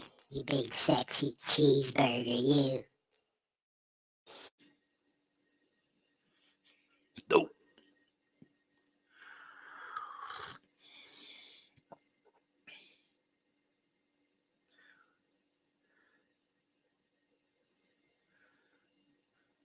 Would you ever like barbecue a Slim Jim, man? Take your lighter to it and just cook a Slim Jim? Used to do that shit all the time, man.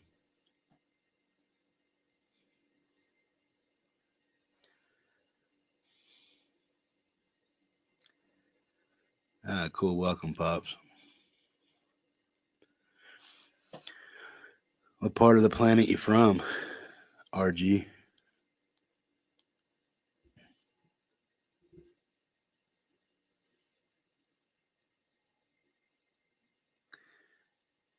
Rubenstein Poltergeist, yeah.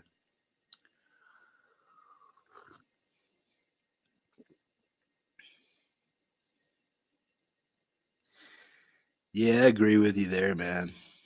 Beef jerky's come a long way, though, man. Everybody's making shit. Some good, some bad. Depends what they're putting it with. I don't like any smoked meat with brown sugar in it because it just does something to it. Caramelizes it too much, and it just leaves that dead sugar aftertaste in your mouth. Smoked jerky, I can dig that, but anything with like a maple syrup or brown sugar coating on it, beef jerky wise, like the slab jerky and shit. I don't dig it. Just tastes yeah.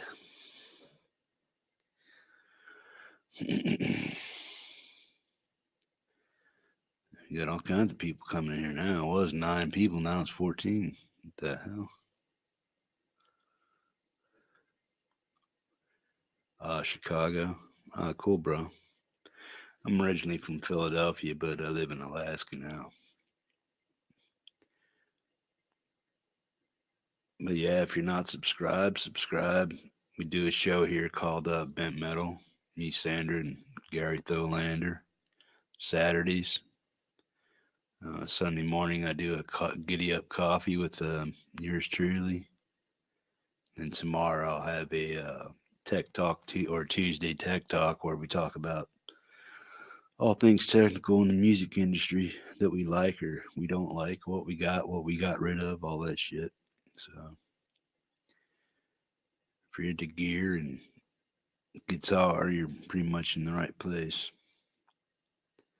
And Phil Mosley Music there, he has a podcast entertainment hour for the UK and the United States every Monday night.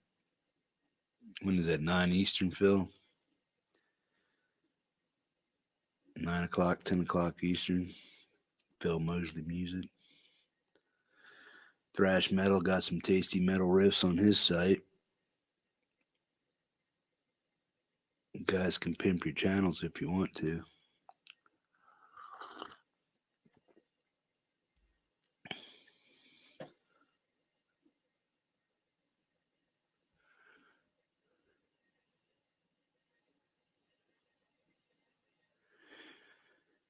Yeah, we're looking for our first guest. I think I'm gonna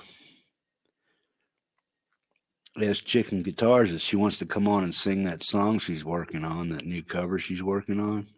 Sandra, if did you guys get a chance to talk tonight in Phil's chat? Chicken Guitars.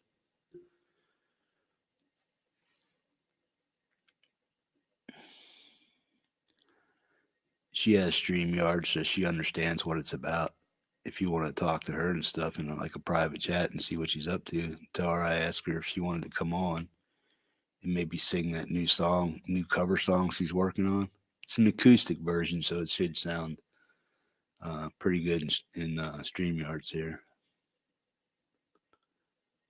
Something to think about.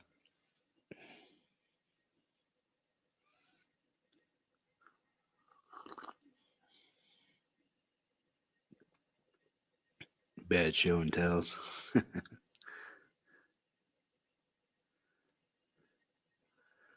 We'll pop over, man.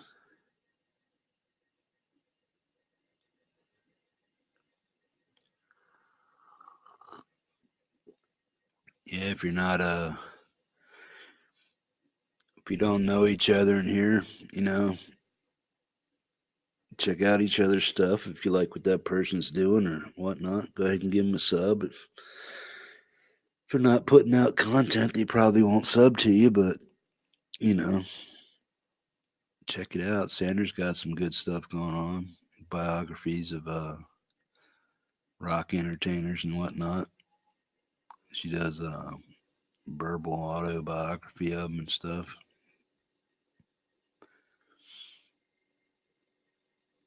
She just did one on Nita Strauss. You can check that one out.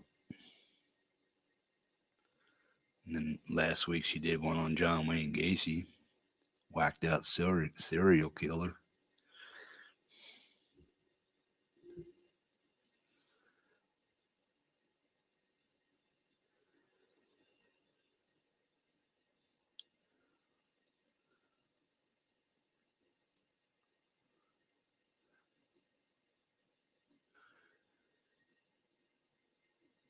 Chicken guitars. Yeah, she can sing, man. She's getting pretty good at guitar too. Better than I am. I don't do any of that finger picking shit. Trying to become a riff master.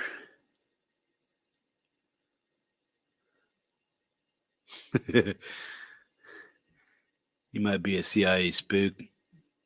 You never know, Phil.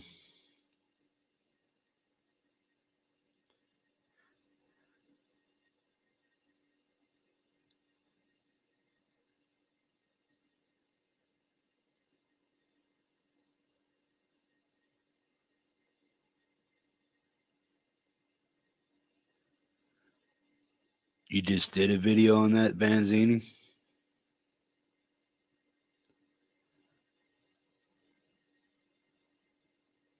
In Metal Zone. Dano amp pedal.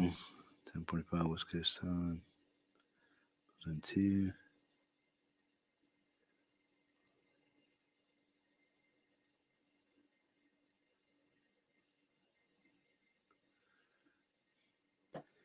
Yeah, check each other's sites out, man. If you're not subscribed, check them out. You know, I don't ever tell anybody, hey, man, go subscribe to such and such. You know, it's just a suggestion. If you like what they're doing, give them a sub. If you don't have to. You know what I mean?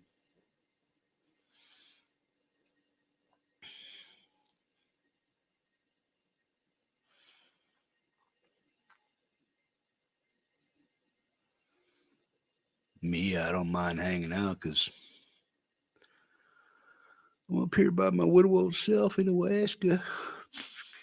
Nobody washed me, and I live alone.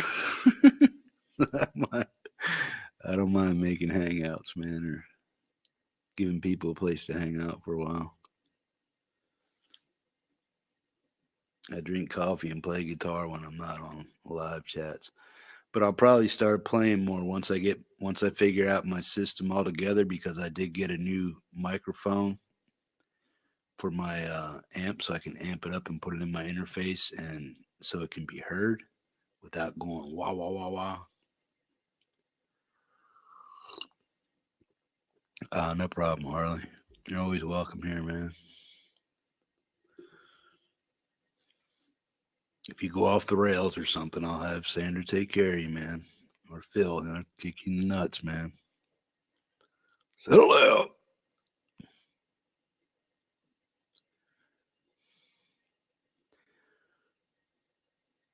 Take care, man. Harley Hex, ladies and gentlemen.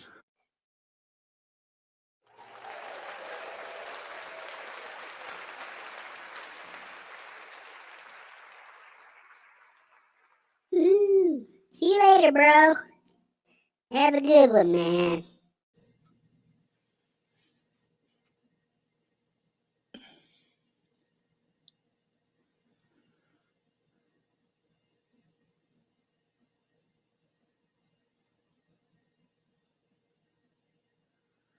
Oh, yeah, telepathy and shit, yeah. Deja vu. Hey, man, I've been here before. Hey, we got 14 people in the chat, unless my page needs refreshed. Come out and say hi, man.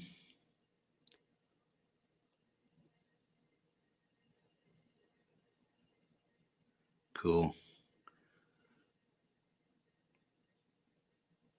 Come out and say hi. Don't be a lurker.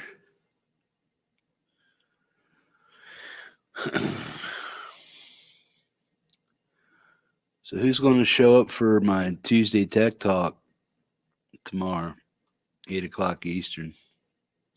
I think that's what I have it set for. I might be able to do it later too if I wanted to. Buckeye Punchy, what's up, bro?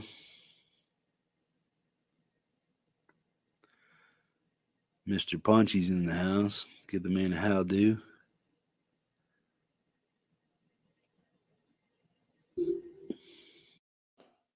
What's up, Buckeye Punchy? How you doing, you big cheeseburger? Yeah.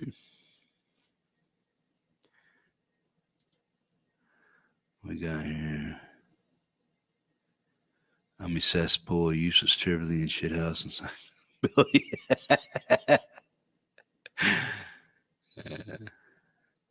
Awesome. Yeah. I don't think anybody does, Grill. We all like to think we know what we're talking about, but we don't. Think we know it all, but we know very little about a lot, right?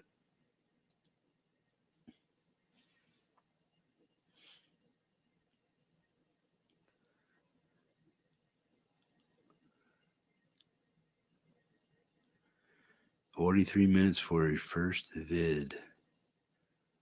What's that?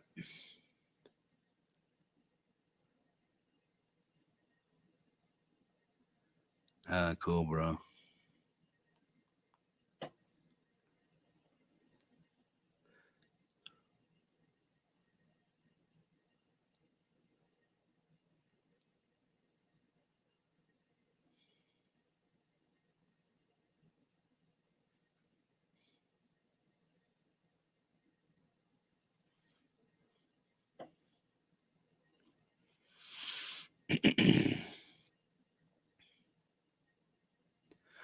What part of the planet you from, Buckeye?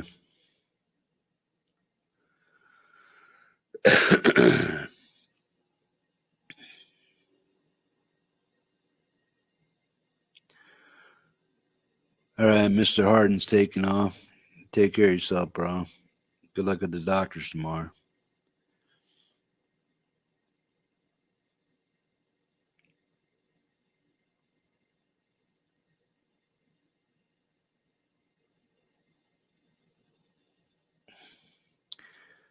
Thornville, Ohio. Does Miss Picorni know where Thornville, Ohio's at? That's close to your neck of the woods there, about a state away or so.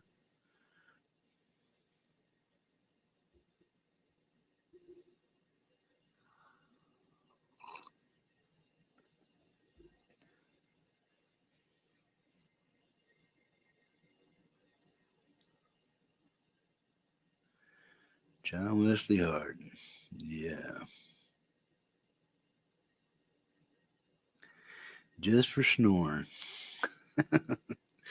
Yeah.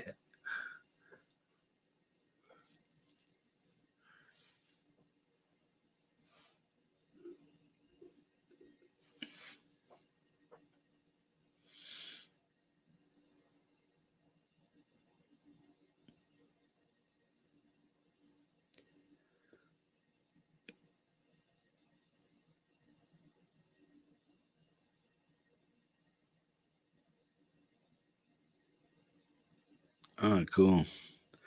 That was his first video ever. He did a show and tell on a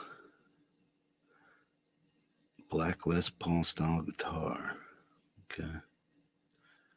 Check that out.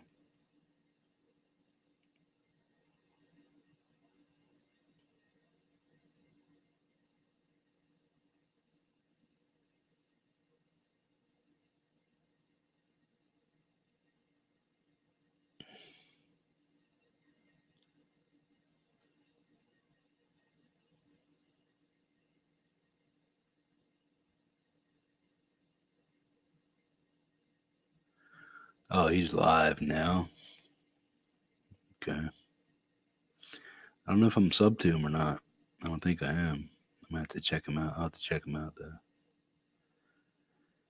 That's his tag, Jimmy Bitter.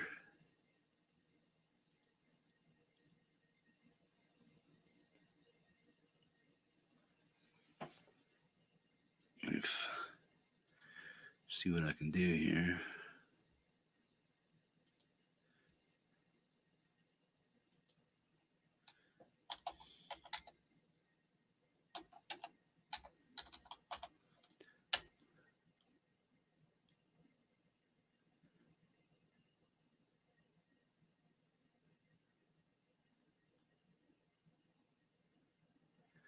I don't see anything for a JIMI Bitter.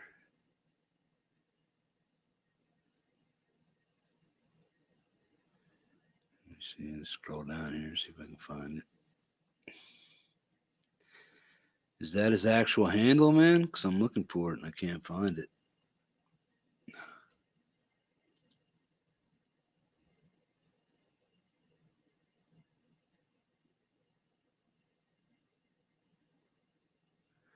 All right, Sandra, have a good night, man. I'll see you around.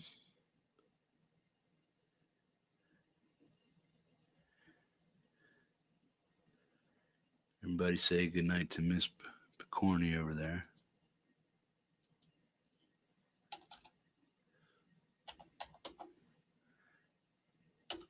Try that one.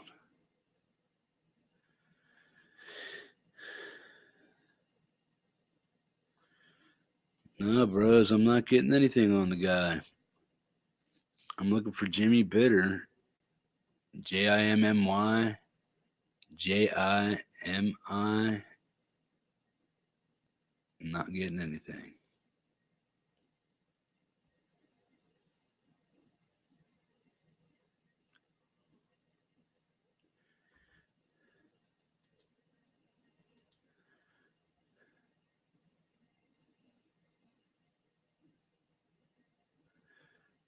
All right, take care, Crow. Night, Sandra.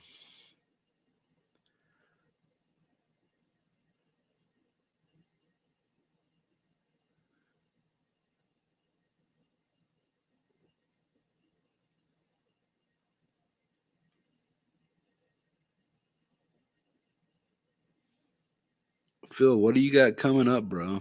What's coming up in your channel? You got any more backing tracks, or you just sticking to live stuff right now? What's in the works, bro? What do you got coming up?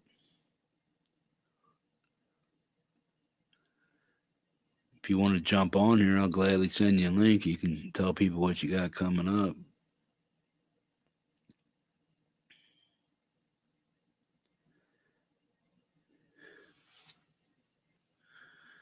What you got there, Sandra? Oh.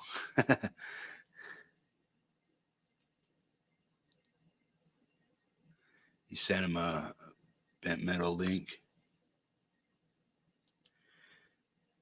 Yeah, that's our latest. That's our first attempt at a what would you call it? Organized stream, I guess, with segments in it, more or less, instead of just sitting around shooting the shit, you know. Peace, Sandra. I'll see you later. Check me out tomorrow afternoon around 8 o'clock your time. Crow. Phil, where'd you go, man? Still talking about you, bro. What you got coming up, man? No backing tracks for a little bit. I have some more covers, and I will be getting into tutorial stuff soon. Tell people record at home. Shifting the focus of my channel into production to match. Sweet. I'm down, bro.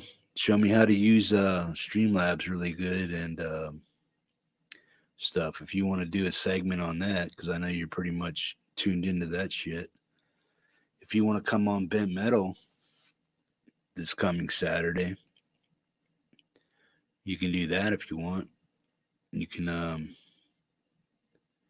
pimp your channel in and then show people what the hell they need to do to function on Streamlabs very well, or as good as they possibly can. If you're into it, you're more than welcome. Because we're looking to do segments, you know, have a guest on, sing a song, split, get out of here. Scoot, get, you did your song, now goodbye. But yeah, something like that, some type of little variety show going on. A few people do their things and come in and sing and do whatever it is they want to do. Stuff like that.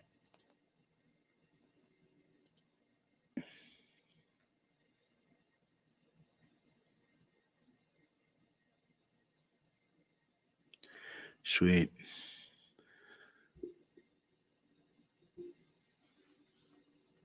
Do you got people that live close to you where you're at that can come on your channel and go live with you and talk about their music credentials and stuff like that. Sort of like an interview kind of thing of local musicians in your area.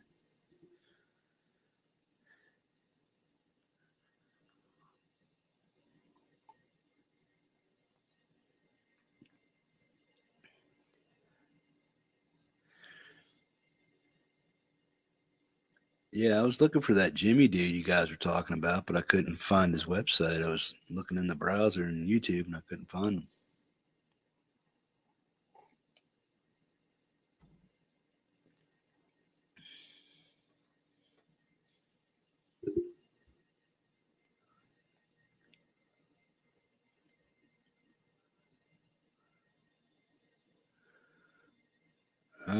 Hang on a second. I was doing two T's or okay, Jimmy Bitters. Well, here, screw that. Let me go to your website, bro. Go to channel. There he is.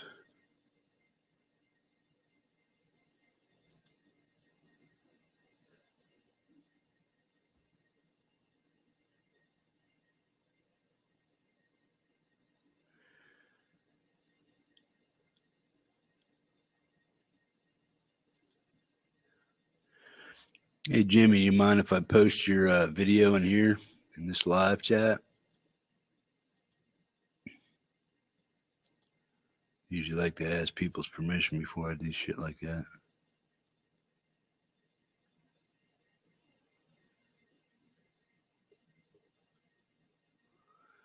Let me know, bro. Yeah, welcome to the chat too, man. I haven't seen you around. It's the first time I've seen you. Get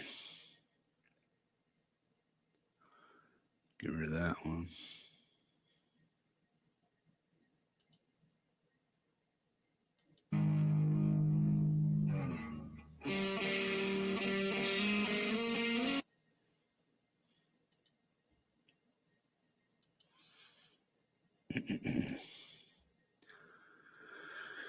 Okay.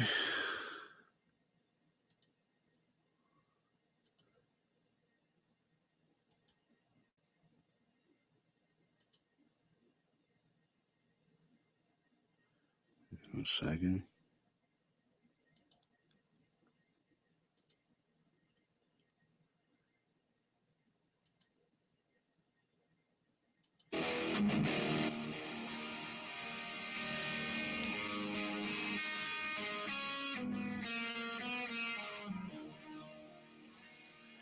You guys hear that okay?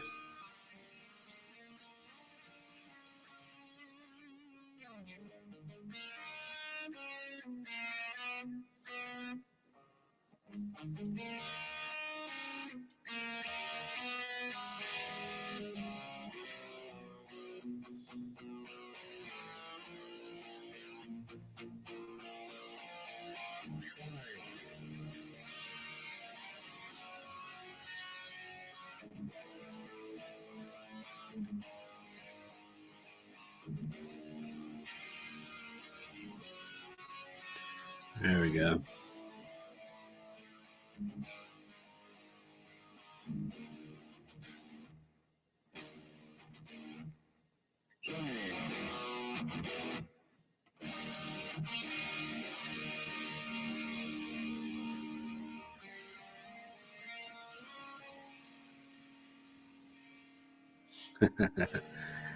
There you go, bro.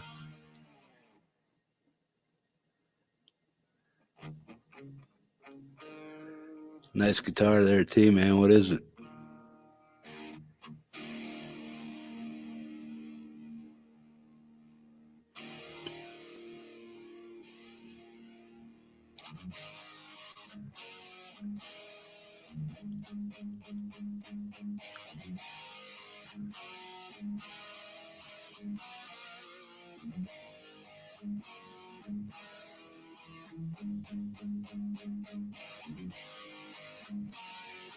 DIA. Sounds pretty Les Pauly though.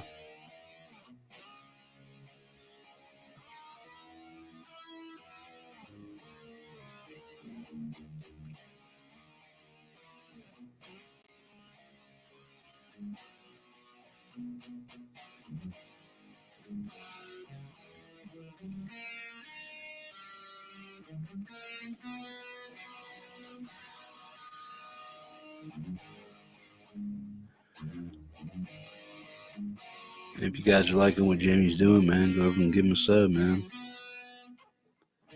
Say hi, how you doing?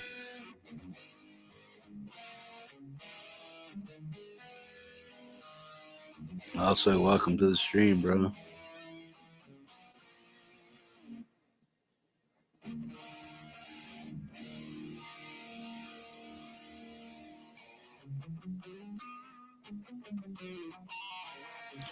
Is that coming across clear or what?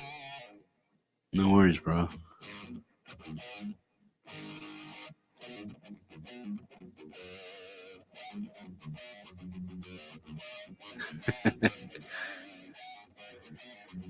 Yeah, I'm still learning how to work everything over here, Thrash. I got him on full screen on his side.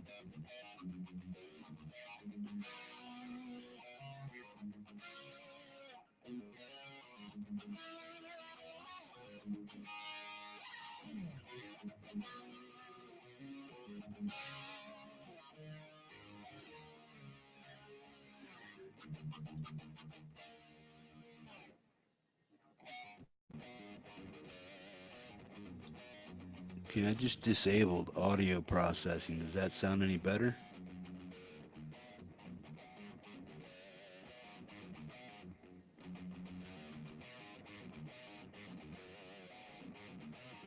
Does that sound any better?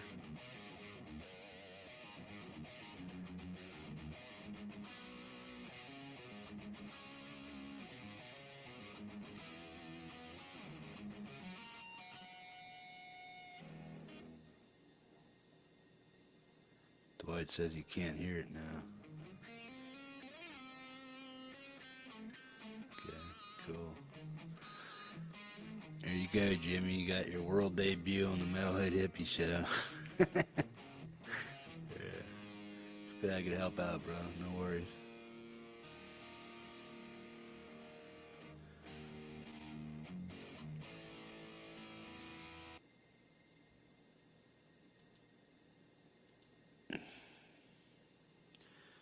That's cool stuff, bro. Check you out. You guys could check out Mr. Bitter.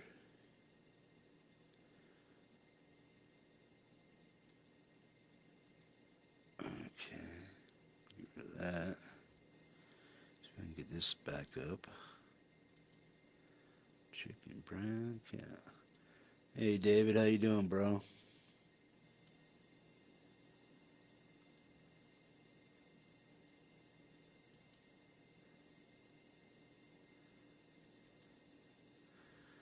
Let me see what's going on here.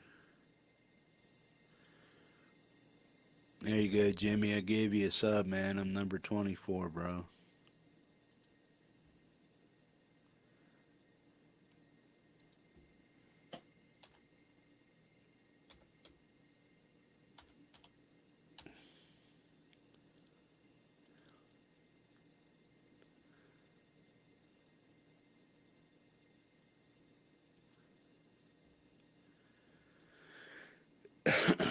No worries, man. If you guys like what Jimmy was picking around there on his guitar, go and give him a sub, man. Stick around, bro. We'll have you up to 50 subs in a week here. Just do us a favor. Do the same thing, man. Share each other's site. Share it around. Share the love, man.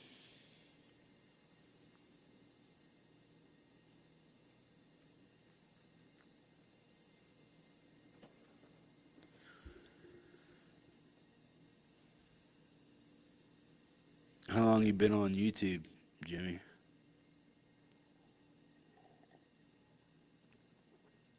How you doing, David? You doing all right today, bro? Yeah, I took let me see, take that back off. Disable audio compression. It depends. When I'm doing single broadcast by myself, I don't have to do too much to my audio, but when other people come on, I might have to do the audio compression or whatnot. And then when I let people play their stuff on here, sometimes it washes out if I have more than just me on here. But I'll figure it out. I'll figure it out to see what sounds better, though. That's why I want Phil to teach me how to use StreamYards and OBS well. So when I do single broadcasts like I'm doing now, I won't use StreamYard. I'll use something else so I can do that. But when I have multiple guests on, I'll do it here on StreamYard.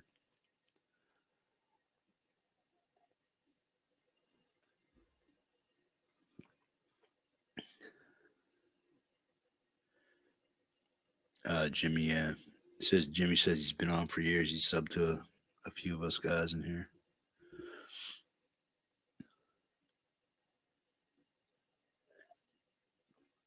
Hey, this is my first time seeing you, bro. I might have seen you in passing and just didn't remember it, but I think it's the first time I've seen you in my chat here or around me or anything.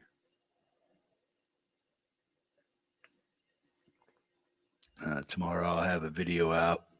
I'll be doing another live cast called Tuesday Tech Talk. What's in your gearbox? I'll do that tomorrow. 8 o'clock Eastern, I believe. And then Saturday, there's a show called Bent Metal Broadcast. And that's me, Sander Picorni, and Gary Tholander. But yeah, check that out, man. You lurker. You're a lurker. It's all right, bro. I don't mind lurkers, man, but, come out and say hi. Let us know you're back there.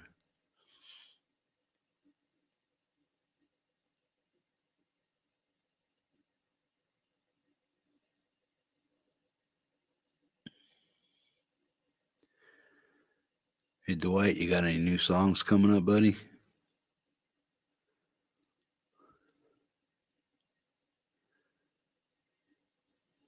Burnt grilled cheese on my ironing board, something like that.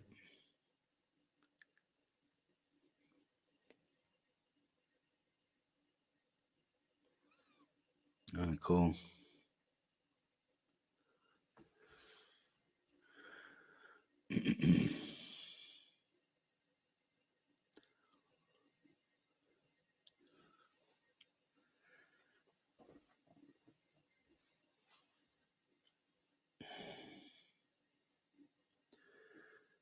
Hey, we got 12 people, it says in here. Come out and say hi, man.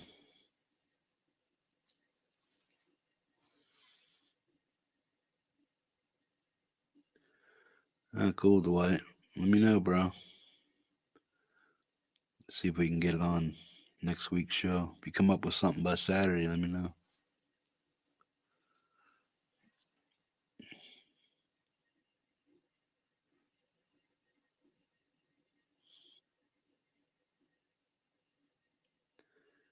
Ah, sweet.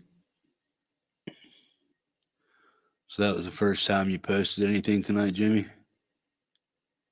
That was your first video on YouTube? I forget what my first video was. Wasn't the first. I had another channel back from 2008, but I deleted that channel, got rid of that, and then I came back in 2010 with a different channel, Metalhead Hippie channel, since 2010. So 10 years.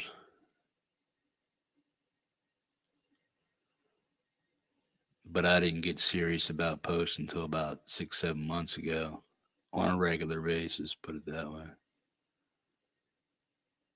I posted sporadic stuff like riding my ATV out in the middle of the woods in Alaska or stuff like that. I deleted a lot of that content. It's just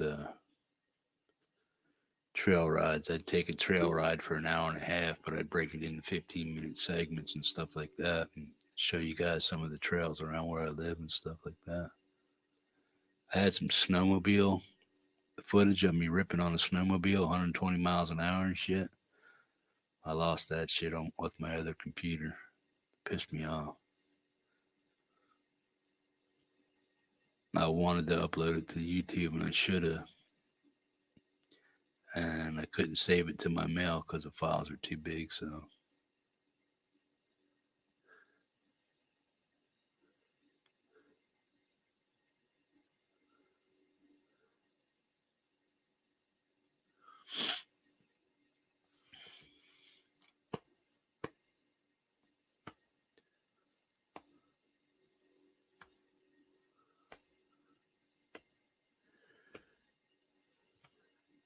if you guys are chatting and knowing each other and stuff like that, you're not sub, check the guy's site out, and if you like what they're doing, give them a sub, man.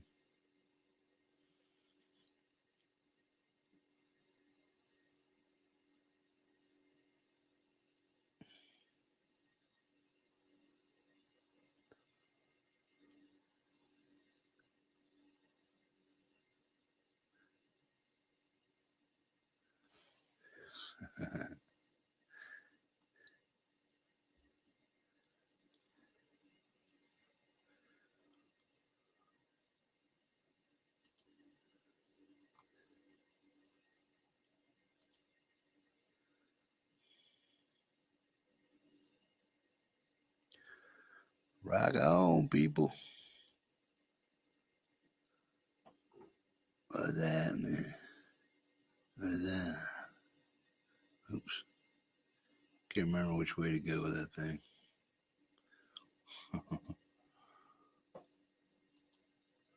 Oops. And what the sign says. Boom. Hang on a second. I'm messing shit up over here. A big dumb goof. I got my fans down there.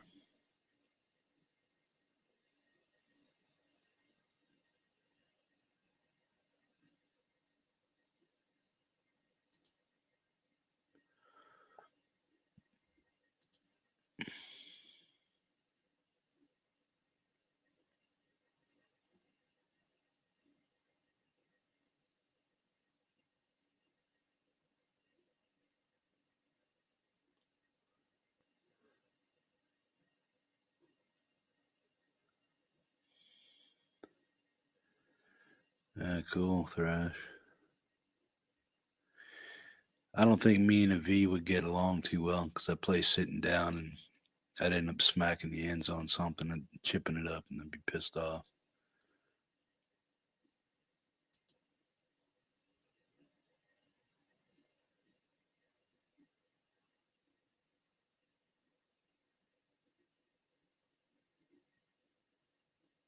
Okay, he's doing some doom on that Les Paulish guitar.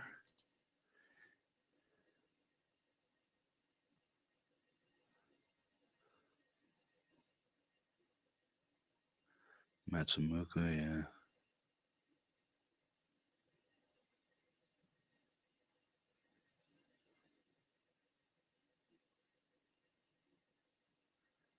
Cool. Yeah, anything fuzzy and doomy, I'm pretty much into it. I don't like the splatter or split fuzz or the Velcro shit fuzz. I don't like that stuff. Gilmore fuzz, yeah, or doom. If it ain't Gilmore, doom.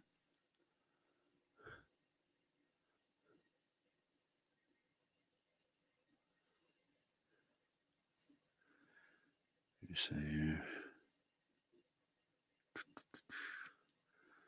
I got a lag from YouTube to StreamYard by about 15 seconds. That's whacked. There it is. I have a V really hard sitting down.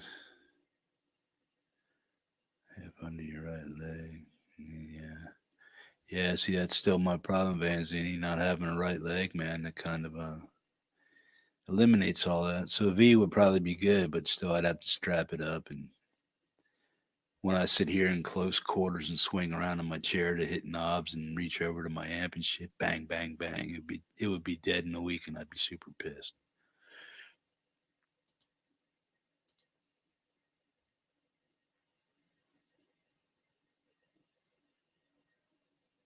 Yeah, break that V out, bro.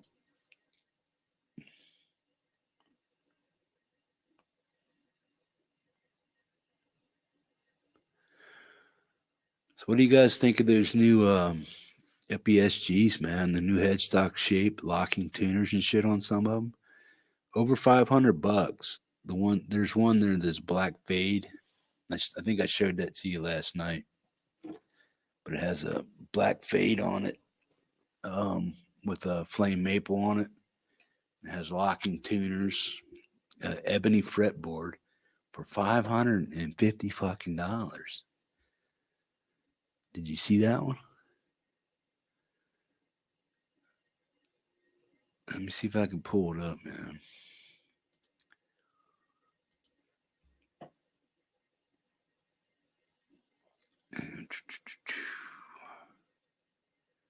Other bookmarks, fix sound problems in Microsoft. Nope, wrong one. Okay. How in the hell do I not have that bookmarked? Okay, let me go here. Let me show you this new SG that's coming out.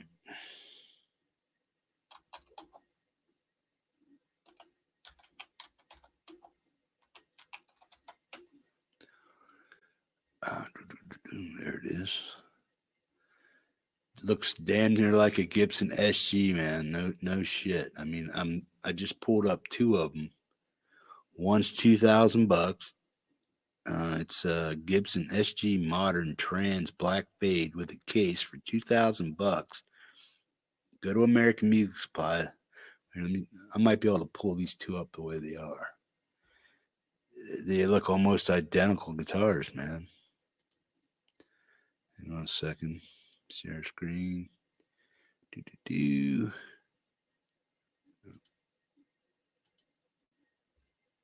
Boom. Okay. Wait a second. Oops. Get back to my page here. Can you guys see that? It's kind of small, but this one, the one on the left is the Gibson, and the other one is the. Let me see if I can pull them up by themselves. I have them in a different browser. That's probably not the best way to do it. Okay. Pull that up. Get that centered. Okay.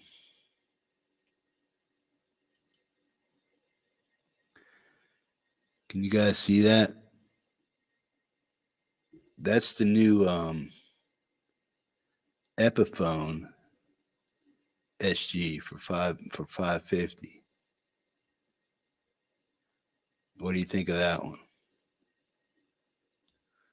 Let me yank the specs up on it.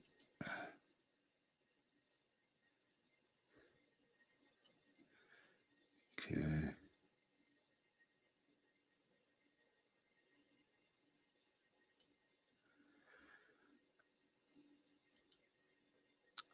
Those are the specs. You see, it's got locking tuner, ebony fretboard, 24 and 75 scale length, trapezoid inlays. And then I'll take you to the SG.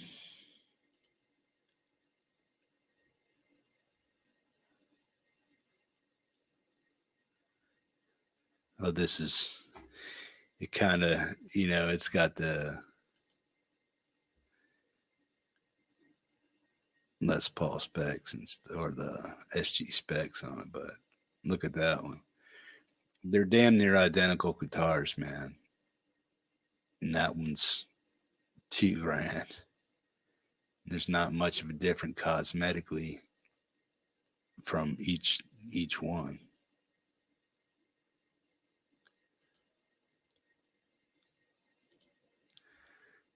that up.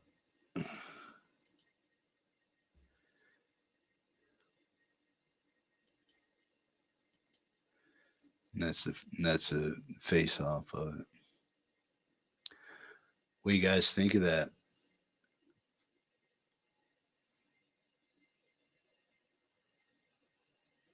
If the new Epi's made one, what are you talking about, Vanzini? Yeah, the Gibson Juniors, man, they look like plain Jane guitars, but yet they're so damn expensive.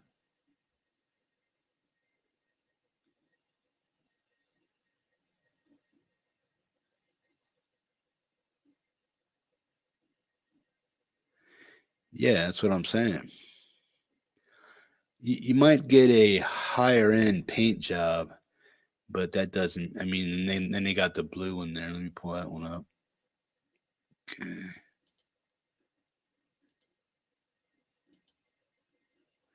Come on, you son of a bitch. And the blue one doesn't want to. The blue one doesn't want to pop up. I don't know if I can make that bigger or not. But anyway, let me see here. Yeah, I can't get that. I can't get those two side by sides. But if you go to American Music Supply and you type in the SG Black Fade, those two will pop up, and then you can do a side by side. In my opinion, I mean, the paint job on the Gibson is better, but as far as the gloss and the finish and shit goes, yeah, that's better. And maybe the wood grain quality is better, and it might not be a veneer or it might be a thicker veneer, but damn, that Epi SG looks pretty damn slamming to me. That's just my humble guitar experience speaking there, but that don't stand for much.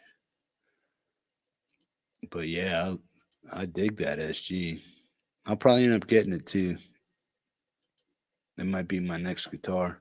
Now they came out that new Muse line, the Muse of the Epi SGs came out. That white one looks good. I already got my white Epi back there, but I don't like the Palfour board.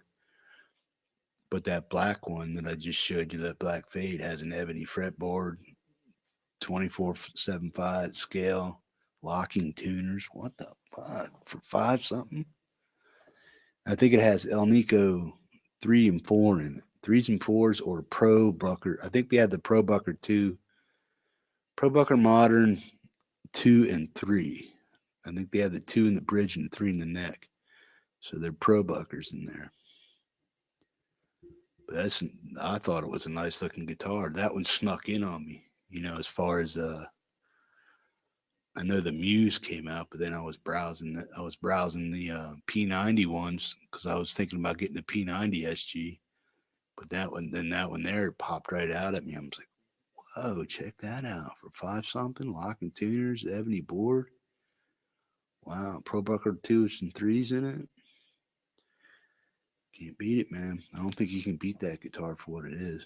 That might be my new doom machine.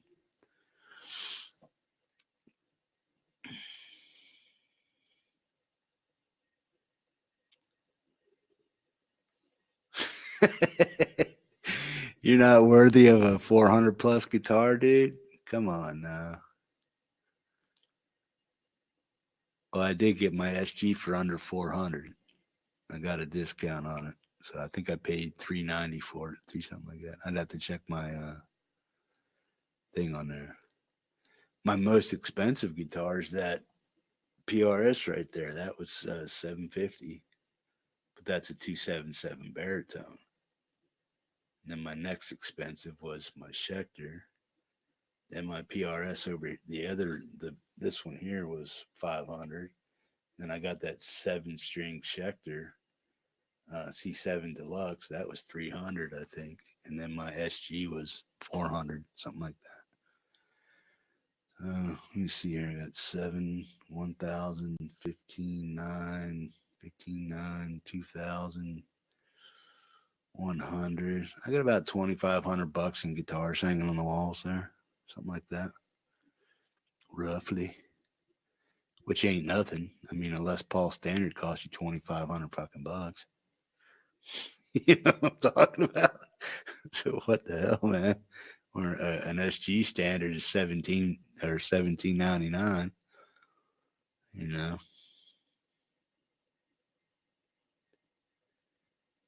Oh yeah, I do that. I hardly play it. One, because the neck pot, or not the neck pot, but the neck switch, when it goes up into, I got to take a back plate off of it and check it out. But the switch for the neck, sometimes it cuts out. So there's either a bad solder there or it's disconnecting somehow. So I think it's just loose in there. They didn't put a good solder joint on it. And I've never taken the back off yet. But PRS sent me 2 new switches for it in case I needed them for nothing. I called the warranty lady. She said, "Oh, well, that's out of warranty. We can't do anything about that." I said, "A switch." I said, "Well, how do I get a switch?" I said, "Well, I just need to buy. Then I'll buy the switch. How much do the switches cost?" Oh, we don't do that here. So I just emailed support and told them what my issue was. Told them it wasn't covered under warranty. What do I got to do to get another switch? So the dude emailed me a switch. That one got lost. So he emailed me or mailed me another switch. And I got that one. And then 2 weeks later, the first one came back in. And then he sent me a shirt, a PRS shirt for my inconvenience on something I didn't have warranty for anyway. So that guy was really cool, man. They backed up. That guy went beyond for PRS. So I consider that guy like employee of the year, just for getting me a switch and a free t-shirt for an unwarranted guitar. But I sent him the serial number on the back of that, told him where I bought it, what time I bought it, and he sent me another switch. So either that switch either got a bad or cold solder, or it came off the switch, because it sometimes it connects, sometimes it doesn't. So it just makes me think that they got those. It's one of those wafer board switches. You know what I'm talking about? They have like the little wafer boards piled up on each other, separating circuits and stuff. So it's a 3-way switch. I don't have it handy, or I'd show it to you guys. The fuck? I don't want to roll over my damn thing, man. What the fuck?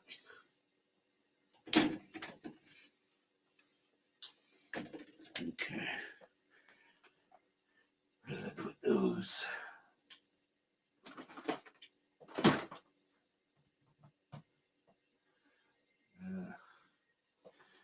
I moved everything around. Oh, I got them in my toolbox. They're buried right now, but it's just a 3-way selector switch for my PR or my baritone. The neck position doesn't catch all the way, so it makes me either think bad solder joint, or the wire for the neck pickup is loose and connects sporadically because of the way you wiggle the switch. So I'll figure it out. I might even do that on a TikTok Tuesday. I might even do it tomorrow. I might just break a table out and boom, throw the baritone up there, take it apart, and see what the hell's wrong with that switch.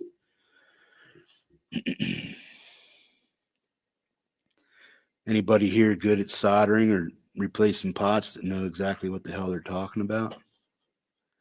If so, I might have you on there. You can show me what I'm looking at and stuff. I mean, I'm not stupid when it comes to stuff like that, but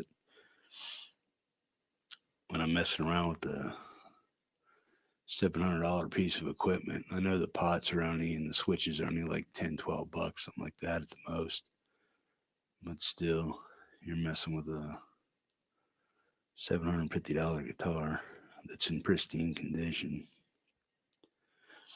I don't use it much because of the switch, so I just dust it off and keep it on the wall.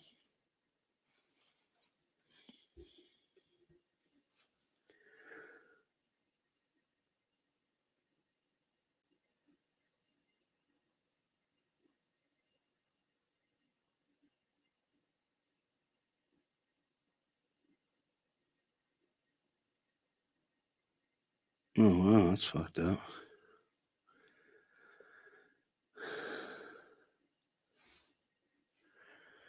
What's this shit? Brother, take it down. Wait. Yeah. Let's see.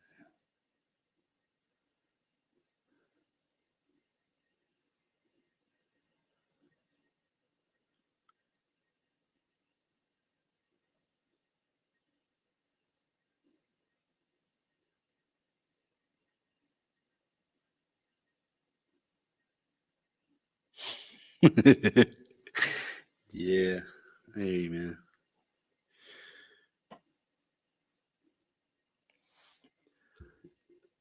Yeah, everybody thinks their shit's worth a whole bunch, man. You know. I mean, if somebody offered me $600 for that baritone right now and gave me shipping, I'd send it to them right now. PayPal's down there. They're in there. Put in $650 and I'll ship you a baritone. Oh, you're throwing the 2 switches in the soft case. Pack it up all nice.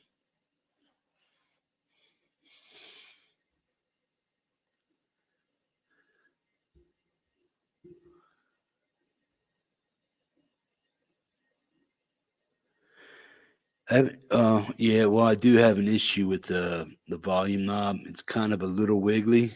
You know what I mean? I don't think it's the nut. I think it's actually, when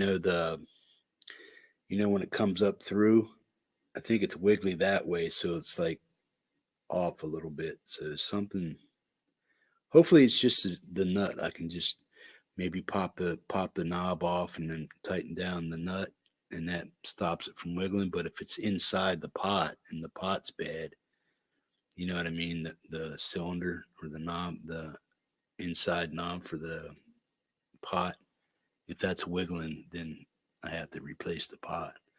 But if I do that, I don't know if you guys ever heard of lace death buckers, but I'm thinking about putting a set of lace death buckers in that with that orange cap in there too. If I can have a rail machine, I just want that thing to just rail.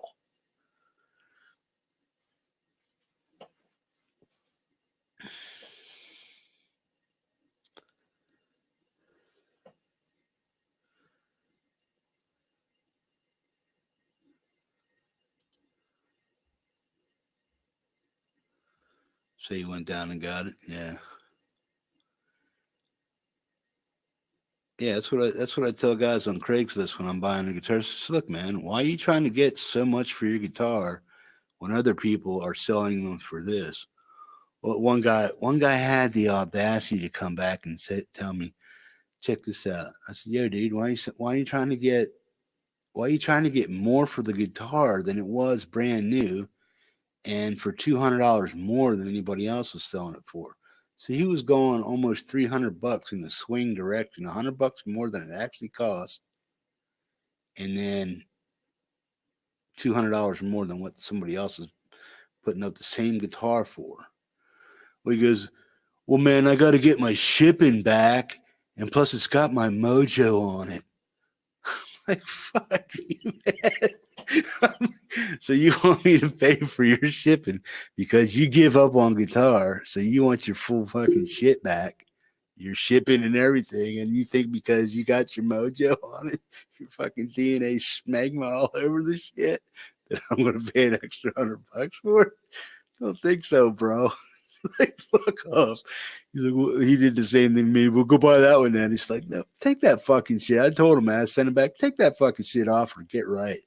You know what I mean? And he did take the damn guitar down. So he either took it into a pawn shop, got $200, got the price that I would have offered him for the guitar anyway, and whatever. But 2 days later, the fucking guitar was gone. He didn't sell it though either. So he just like, dumbass. Yeah, I hate guys like that. They think their shit's all gold and stuff. Then when you show them, I get guys like that on Craigslist. I want to check out their stuff. It's like, it's like, look, buddy, well, they won't come out to where I live, which is 50 miles away from Anchorage. they don't want to drive out here if I'm not going to buy the guitar. So I asked him a few questions. I said, look, buddy, if the guitar is what you say it is, the neck ain't bent, the pickups are cool, the pots don't piss around, and the neck's not twisting, the truss rod works, I'll buy your guitar. Bring it out. But I'm only going to give you this much for it. Well, it's like, well, then if they don't bring it out, well, it's like, well, bud, I think your guitar is probably shit. There's something wrong with it that you're just trying to get over on me and shit, or you got whacked out frets on it. Because I got all the shit I need to check out a guitar, and I know what I'm looking at when I buy something. Might not know how to play them well, but I know what the hell to look for. But yeah, they get all dickheadish on you and think their shit's worth more than it really is.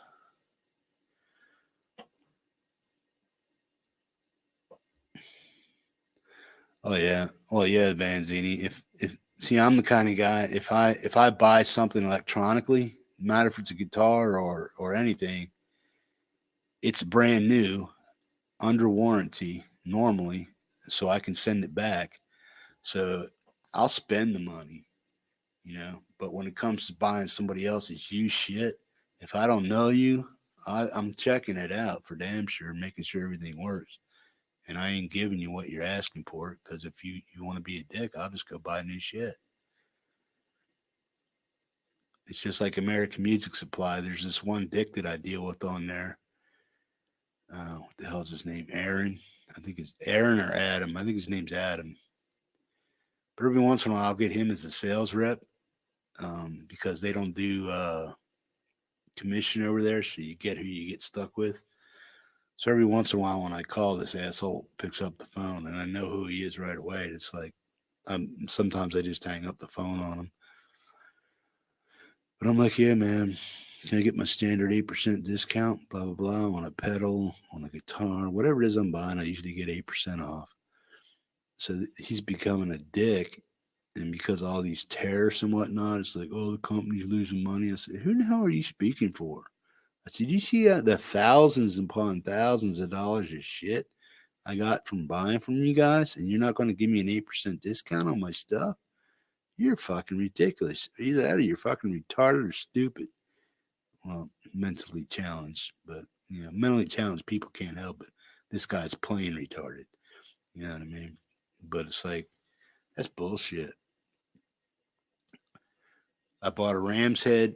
I went in there to buy a ram's head fuzz pedal about a month or so ago. He wouldn't give me a discount on it. Then I had to pay shipping, $12 expedited shipping to Alaska, which is cool because then it comes to my front door. Otherwise, I have to get it shipped to a friend's house, and then they bring it out to me. That way it's not getting stolen or lost in my mailbox, which is 2 miles away from my house. But anyway, this guy's a total dick. So I said, screw it, dude. And this guy lost a $600 guitar. He lost 2 pedals and something else I was buying. XLRs and an SM57 microphone. He lost that last week. So then I went on Amazon and got the ES57 from GLS Audio for $30. And it's the equivalent to the SM57, sure. So I got that on a deal.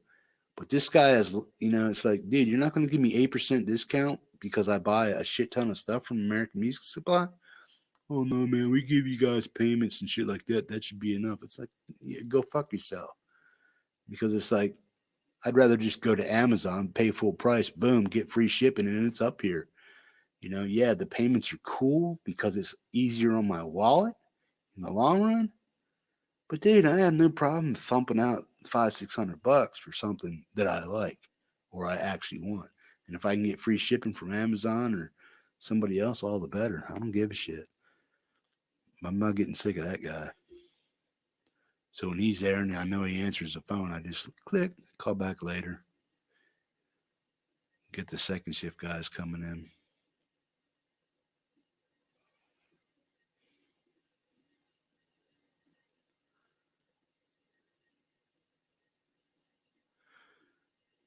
I have a hard time playing in standard tunings because I can't. My fingers won't fret up. You know what I mean? They won't fan out Like when you go down here in the lower registry, yeah, I can get down there and do the chords down there. But when I come up to 1-3 and 3-5, and once I get down to 5-7, I'm pretty in my comfort zone. But if I have to spread my fingers to do a 3-5 or a 3-1 or a 1-3 power chord, then things get a little start getting sloppy for me because my fingers don't want to stretch that far. That's why I play in a lot of drop tunings and stuff like that. Or I try to learn more things in a drop tuning, like drop D or C or baritone B. All right, Dwight, take care, bro.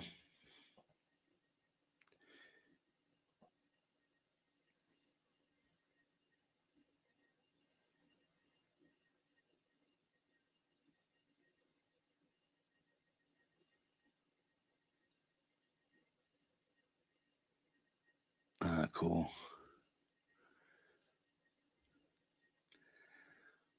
Oh, those are my 5 guitars. I got my passive, I got my 7-string, I got my baritone, I got my doom guitar there, and then I got my active Schecter. I got my sludge and doom machine right here. I got my baritone sludge and doom machine. Then I got my passive pickups here with my SE Platinum PRS. And then I got the 7-string over there. It's a shitty 7-string. I need to do this. I need to do some shielding on it because it gets way too harmonic and rings out too much. Tap the body. I think it's got like an ash body or a basswood body. It's real light. You tap it and shit, and it just sounds like an acoustic nightmare.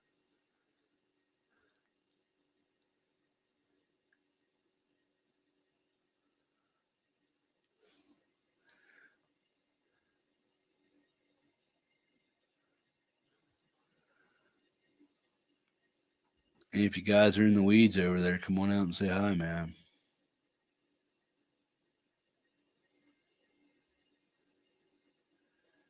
Good irons make a difference. Jimmy does all his own electronic work.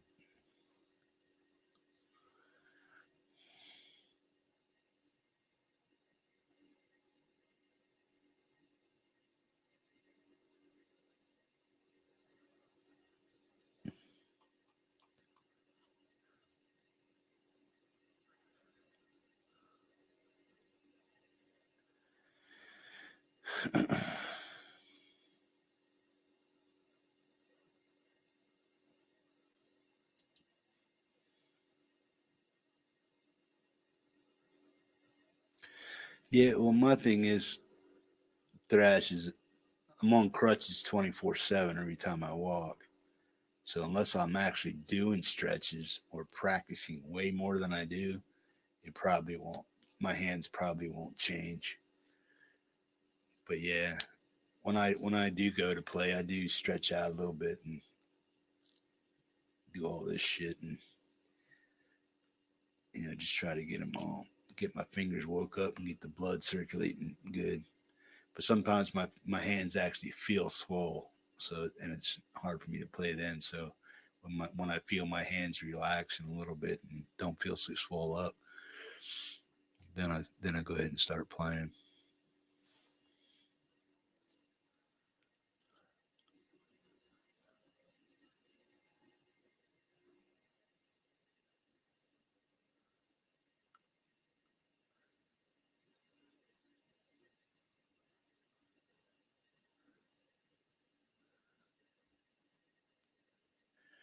Yeah, that's a 277 baritone, man.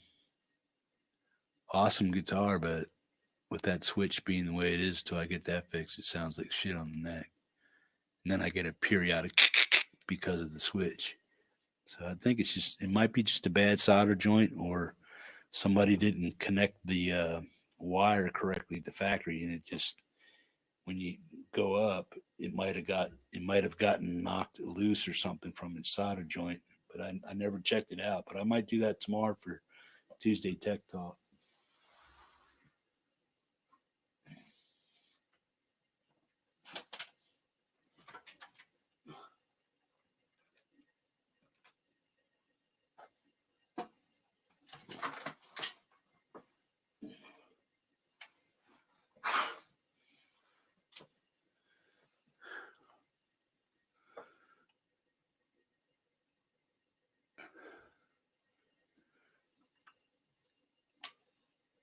It's a beauty.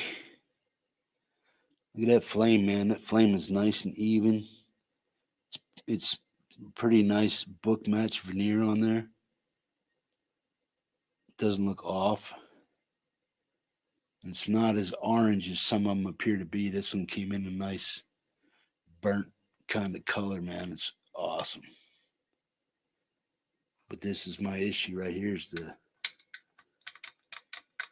this neck pickup going up. Something's it could be the pickup that's not wired to the pot correctly that makes it do that, or it could just be the switch. I haven't gotten in there to look at it yet. But yeah, this thing is a sweet looking guitar, man. Beautiful fretboard. Nice black tusk nut. PRS logo. It's an SE, of course.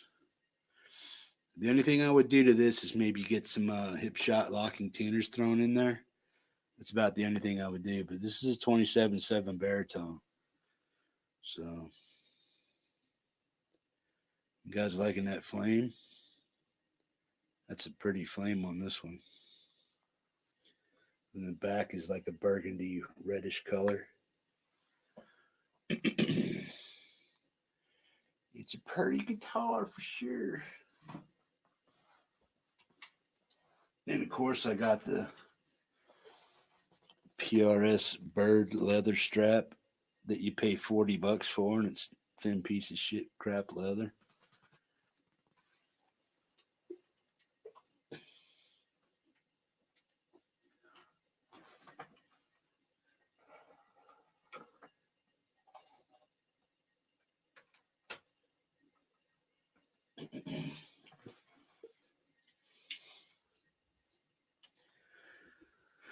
But it's a beaut, man. Yeah, that's my problem, man. I wasn't thinking, dude. I think once I get better at single note playing, I might use it for like some ambient shit or something like that. Did you ever check out I forget the guy's name, but he does a lot of ambient shit. I'm subscribed. The Chords of Arion or something like that. The guy's name is Chords of Arion. But he's a guy close to my age, maybe a year older or a year younger, something like that. But he plays PRS baritone, actually the same one. No, wait, he's got one with P90s, I think. But he dropped it and took a big chunk of wood out of the back, big ugly chunk of wood. But from the front, you can't see that there's any cosmetic damage, but the body took a nice hit. Took a big chunk out of it.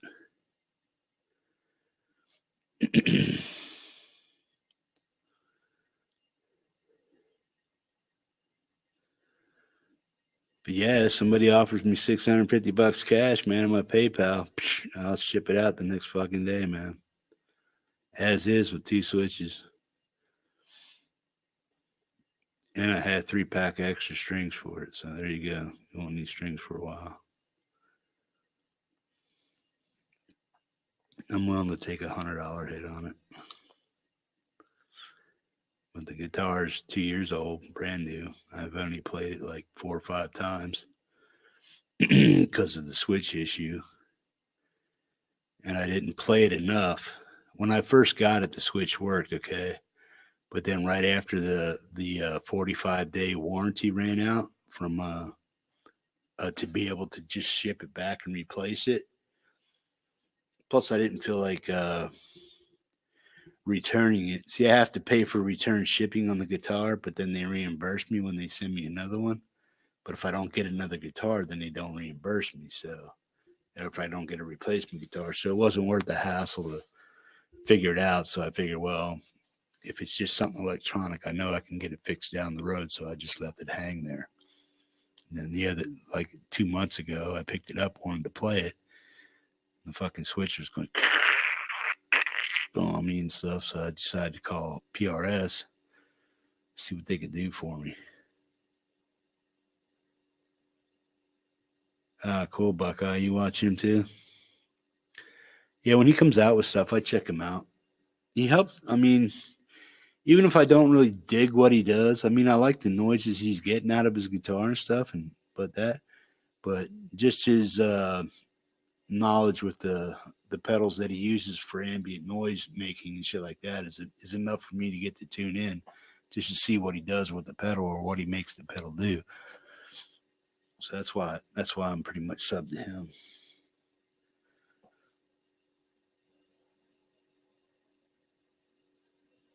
Yeah, they could, but I don't want to. That's not something I want. I'm not going to spend $100 to take it to Anchorage. It cost me $40 in gas to get there. $140 for them to replace a pot or do something stupid to it. It would only take me 10 minutes if I figured it out myself. And I'd rather go out and buy myself a nice solder gun that I need for fixing that shit anyway, and just attempt to do it myself, because it's not under warranty anymore. And if I fuck it up, then yeah, I'll take it in town or to a luthier to get it fixed. But I would make the attempt myself before I put out $40 for gas, round trip back and forth, and then $150 for a luthier just to throw in a switch, which I could take out in 10 minutes and solder up and put back in myself. Half hour, I'd probably be done. I can do that for some solder. I already got the switch for free. And I'm not a dumbass when it comes to stuff like that. I can figure it out. But yeah, I'd rather just go spend $30 on the solder iron and solder and all the shit I need to fix my shit in the future than waste all that money on that bullshit. I'll get it fixed. I might do it live. You guys can help me do that shit if you know what you're doing. Hippie, scratch this metal here and put it on there. Don't cold solder it. Make sure you got a good connection, shit like that. Yeah, stuff like that. But yeah, I'd be down for that. You guys can help me fix it.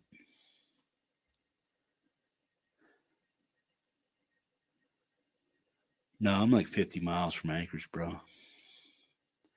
I live in a small town called Big Lake, west of Wasilla. I'm like right on the border of Wasilla and Big Lake. I live in Big Lake, but my zip code is still Wasilla.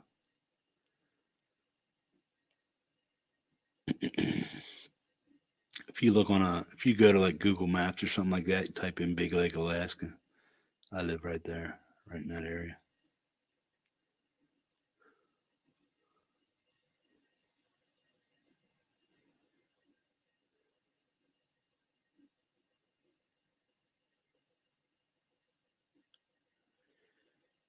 Yeah, there's 26 scale inch. They're nice, man, because you can get those. You can play those in a standard tuning if you wanted to, with heavier strings.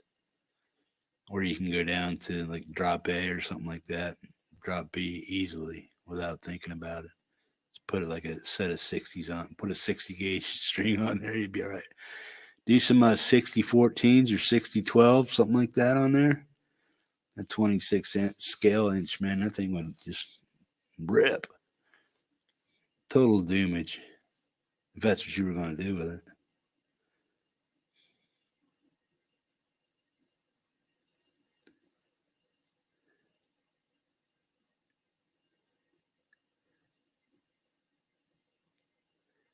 Yeah, baritones are in the 27 to 30 range. If you go past 30, you might as well just call it a bass.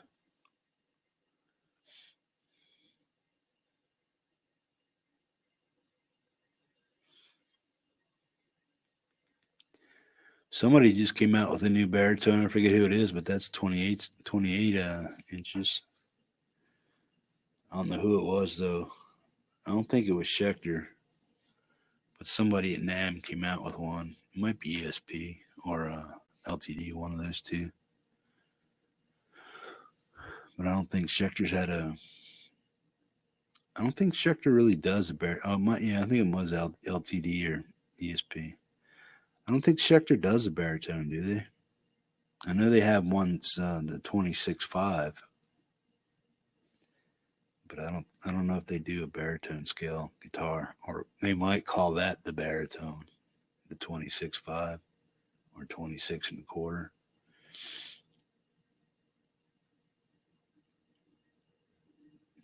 So what is it? Anything 26 to 30 or 27 to 30 is a baritone. So what do they call the 26.75, 26.5, or 26.25 guitars? Are they just like, are they just called extended range, or are they classified as a baritone?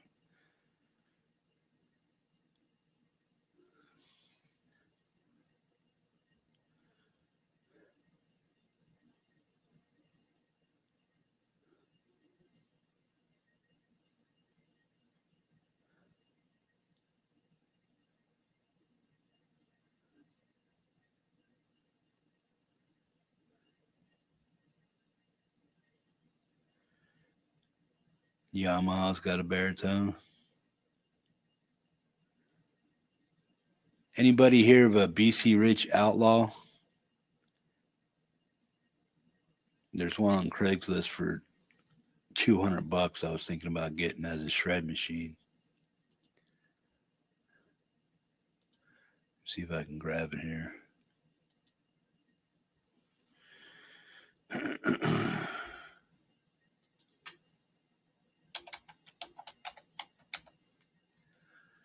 Chicken brown can. There it is. Boom. Boom. Let me see if I can share this for you guys. I've been looking at this guitar for a minute. I might get it. I don't know. I don't know if I feel like spending $200 on it, though, to be honest with you. Even though it's a decent looking BC Rich. Okay. See what that is. That's showing up or not? Yeah, can you guys see that? Schecter C1 baritones 27. Okay. What do you guys think of that one? Can you see that? BC Rich Outlaw. It says Outlaw on the truss rod, but I thought that was the Warrior or something body shape. What do they call that? But I actually like that one. Still here?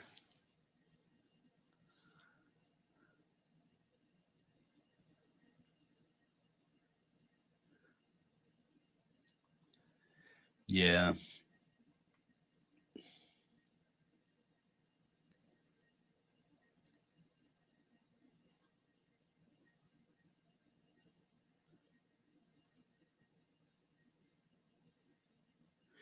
Yeah, Warlock, but it says it's Outlaw on the headstock. Look at the headstock too. The body looks like a Warlock, but the headstock doesn't look Warlock, does it? It says out. The guy says it's on the truss rod. It says Outlaw. Let me see here. See what I can do with it. Yeah.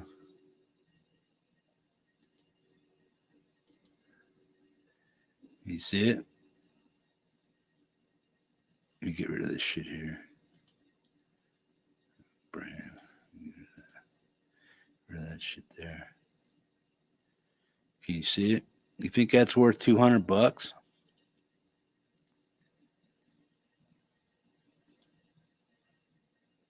Because I could. Yeah, see down here. See if I can get that in there. Okay, that won't move. Okay. Yeah, look on the headstock. It says that says Outlaw, man. It doesn't say Warlock. It says Outlaw. See, I think this kid just bought it because it still has the tag sticker on it. You see that piece of string hanging off the headstock? That's where a price tag was. So he either just got this out of hock from a pawn shop that he had it in there and only got maybe $50 for it, paid it off, and now he's trying to resell it again. Or he bought it and there's something fucked up about it that he's trying to get rid of it because it still has the white little price tag ribbon on it. You see what I'm talking about? Let me try another picture. Okay. Yeah, that's all there really is. If you look in this picture at the top left part of that pickup, it seems like there's a little water spot there. The neck doesn't look too dry, but it could be twisted. That's what I'm thinking.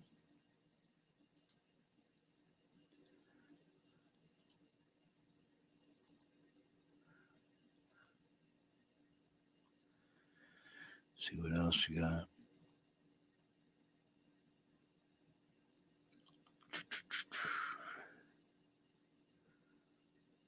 Got a green Ibanez here. Anybody like the PV LP style? It's called a what is it? It's a PV-SC-2 guitar with a gold top LP style. Let's see if I can pull that up. Come here now. Share the screen.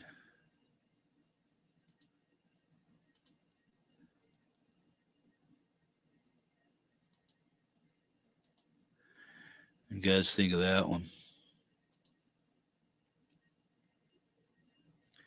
Yeah, it was a set neck on that last one.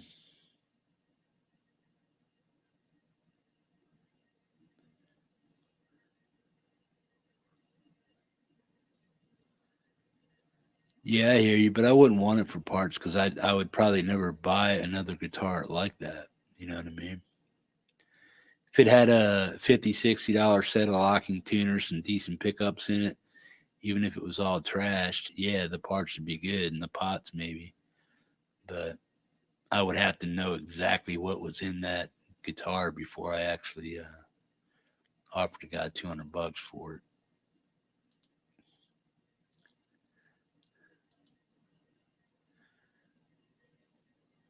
Let me see if that rolled over or not. There you go.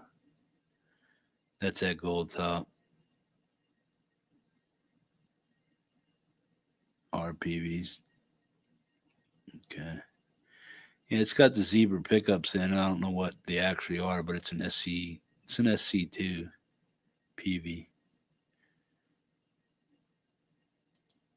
Let's see what else we got in here.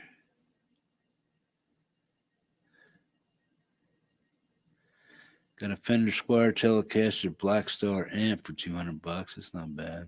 It's a Squier though. Some Muse mixers. Got this guy's selling a Gibson Flying B here.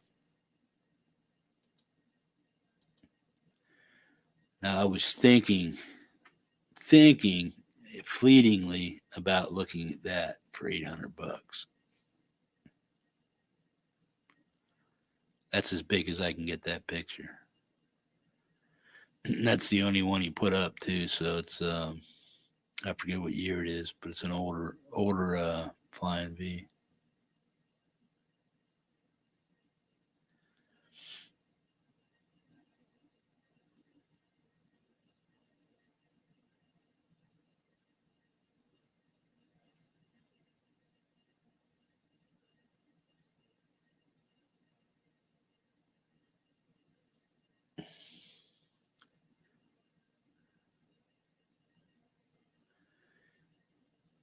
Well, either that or they just put either that or somebody put a new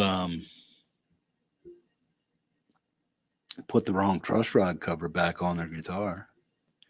They might have took one off of a Outlaw and then put it on a damn Warlock. But like I said, I never seen a headstock like that. The guy said it's in pristine condition. So, and if you look at some of the pictures, I could go back and show you the neck, but I don't think the neck was damaged. But They might have the wrong truss rod cover on it. Who knows? I don't know, bro. I don't know enough about them to say yay or nay.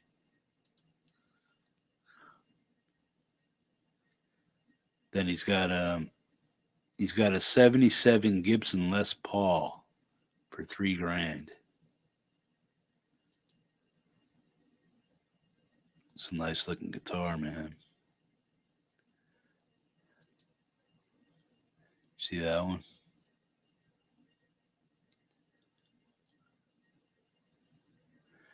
I don't quite have that much change laying around, but maybe half of it. But still, I don't know. That's a nice looking guitar, though. 77 Les Paul.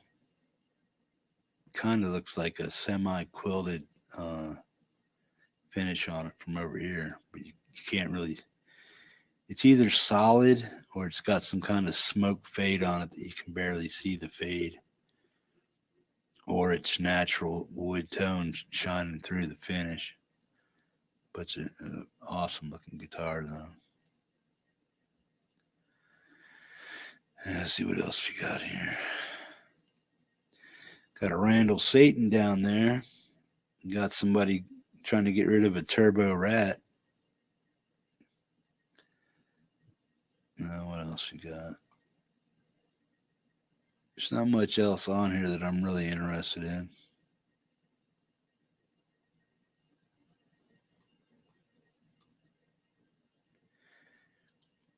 Got this Schecter here for $345. Guy put active pickups in it.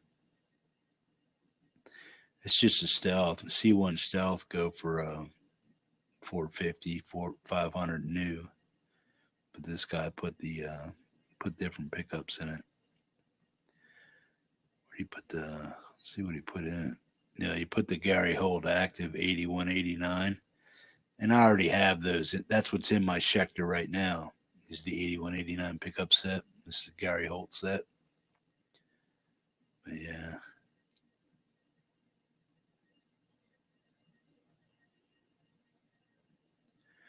It's not a bad looking guitar, but it's just a small little stealth guitar.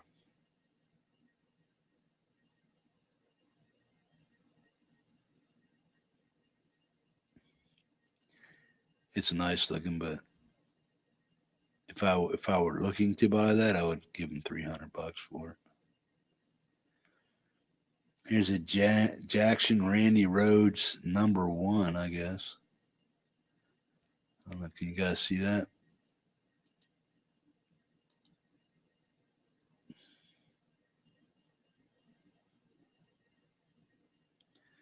Click on the red Gresh. Yeah, that's a new guitar. I'll get that Gresh. Hang on a sec.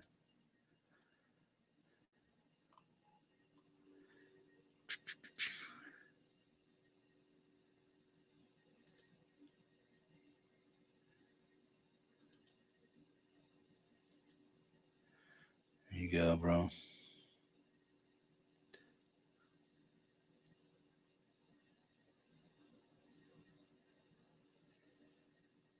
And well, C1s have a $300 swing range on them. The C1s, so you can get a C. Well, actually, they got like a $500 swing range C1 model and body styles and shit.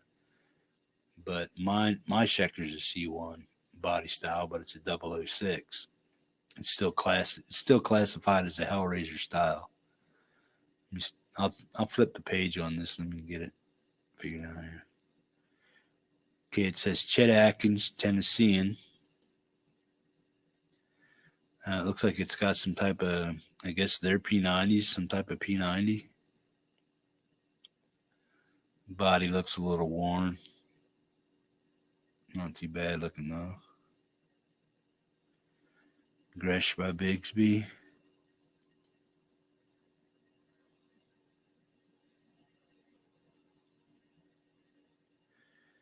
There's a lot of wear on the Epiphone Bigsby part of the, no, it just says Bigsby. Okay, there's a lot of wear right there. I don't know why it would be there. I guess it's from rubbing on the case and shit.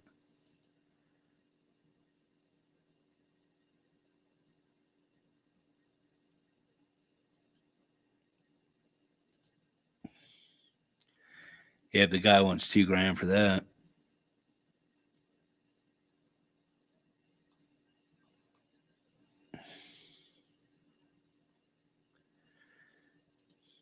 Got an EC 1000. That's the gaudy one, sort of like my Schecter. It's all blinged out with abalone and stuff. EC 1000. They're a $1,100 guitar, brand new. $1,100. It's got the 8160s pickup set. It's got a Lenny pedal there. Scott's been trying to sell this Ibanez $229 RG for $300 for like 4 months.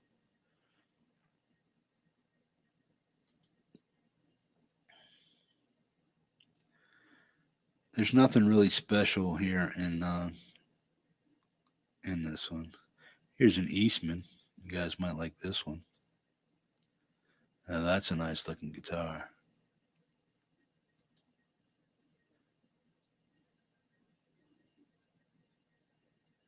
You guys see that?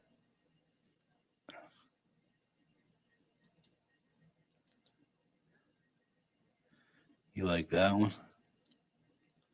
Eastman guitar.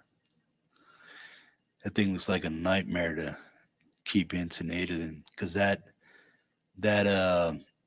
saddle, that's probably a floating saddle, so you have to set that up just right. I don't think that's glued to the body or anything. I think that's just floating. So you'd have to get that shit set up right just every time you put it back, put a new set of strings on it. Don't quote me on that. It's a nice looking guitar though. Check that out.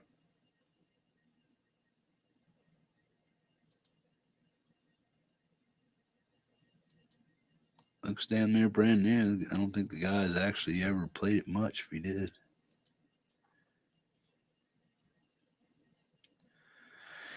And what else do we got that's interesting on here? Not much. Got a made in Mexico Strat here.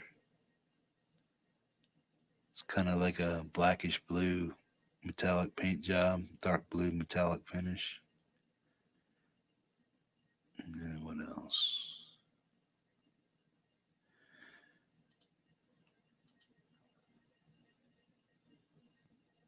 Now what's this one here? Looks like a 22. FOSE custom 22. Yeah, I think it's a custom 22 or 24.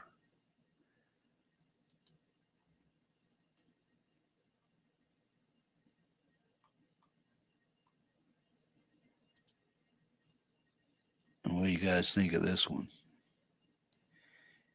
Antonoitzi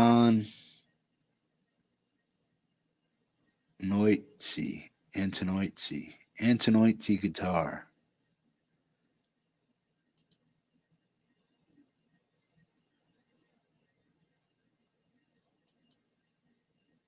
You guys see that?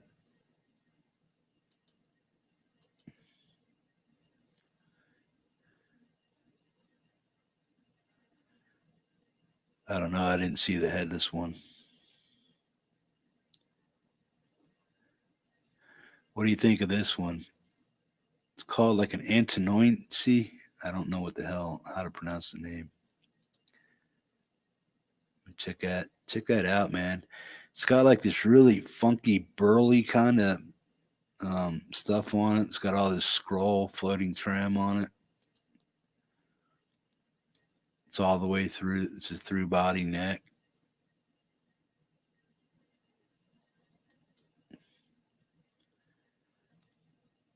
HSS. Still got the plastic on the pickups. I don't know if that's factory or what, but if the guy's got a strap on it, but he's got plastic on the pickup, so he either did that himself to try to pawn it off as brand new or something. But you can see some wear on the guitar. Look at the back. You can tell by the back. It's still got the plastic on the back plates and stuff. You can see that. So he's been playing a little bit, whoever it is. because you can see the plastic trying to peel off the back caps and the scratches on it and stuff. That's plastic scratch. That's not plate scratch. And then that neck is pretty sweet. The inlay on that neck. Yeah. That's called an Anton, ANTONIOTSAI. Antonasi. Antoincy. Something like that. I have no idea.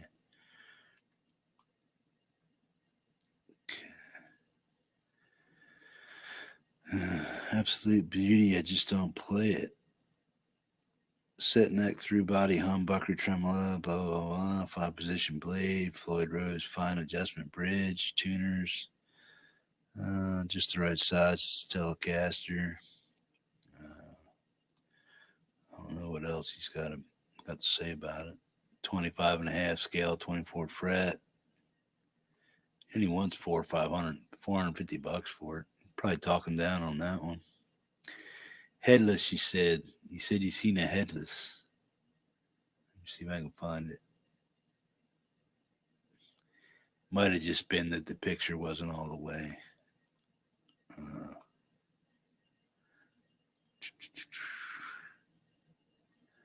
There's a traveling.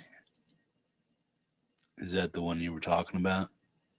Just a traveling guitar?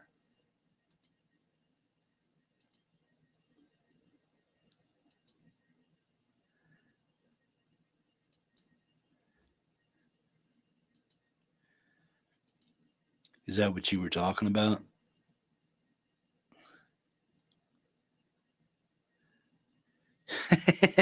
Yeah, really great wall art, right?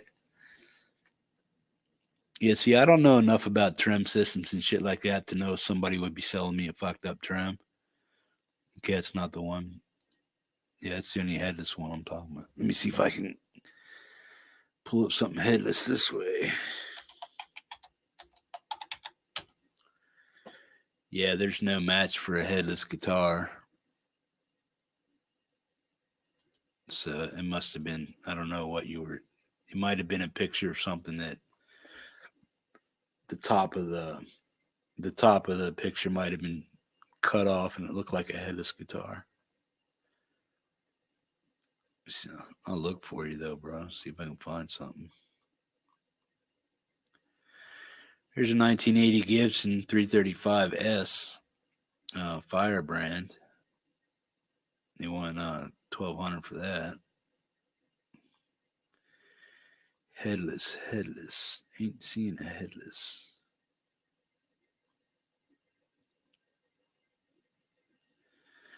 Booty. Anybody know about these Tajima TW61s? Tajima.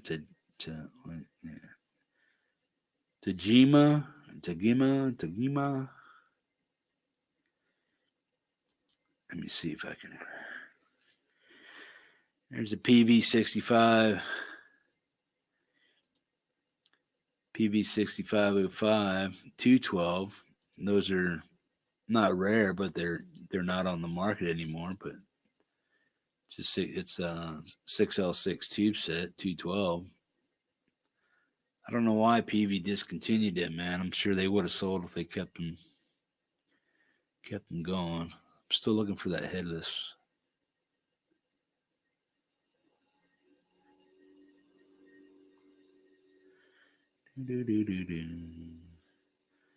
There's a Taylor T5.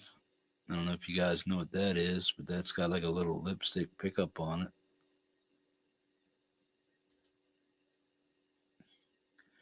That looks like something that's in pretty good shape.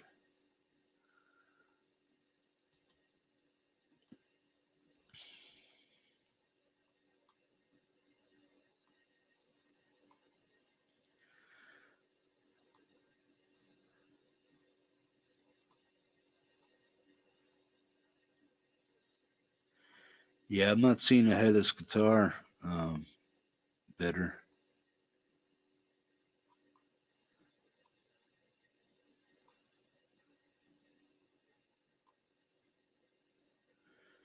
Yeah, there's really nothing else that interests me in here.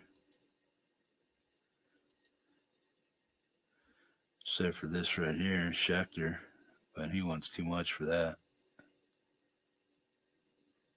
You can get that $400 all day in a pawn shop. Nice inlay though.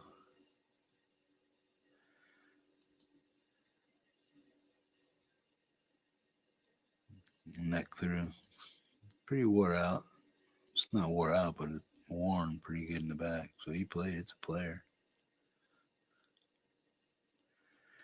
There's a Gibson ES39.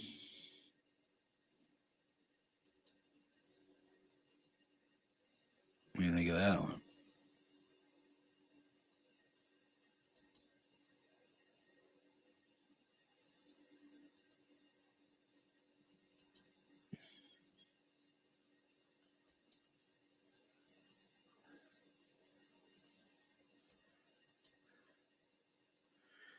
Nice.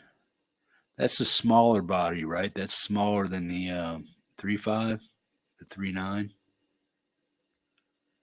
I'm not mistaken. Here's a Dinky. Nice orange color. I like that.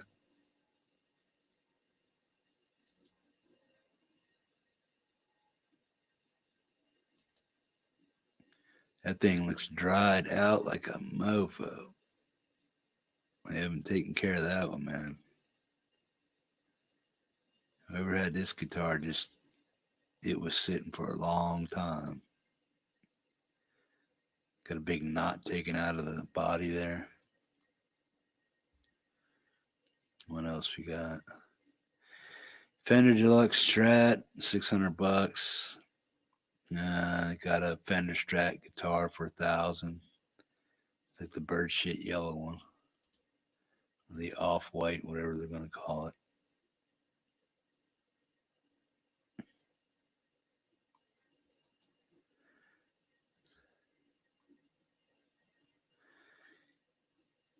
Okay, 3 more. Yeah, that's about it for Craigslist Alaska, man.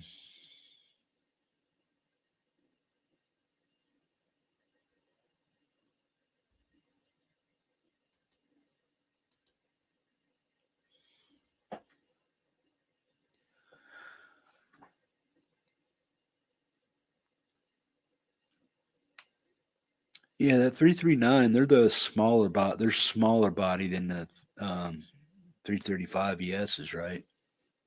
So they're smaller ones.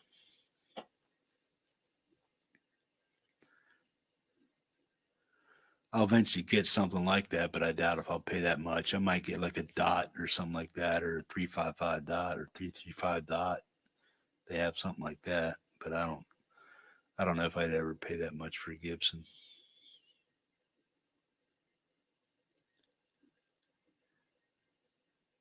Yeah, Craigslist and stuff.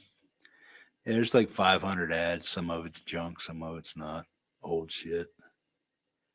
There's a few nice looking guitars on there.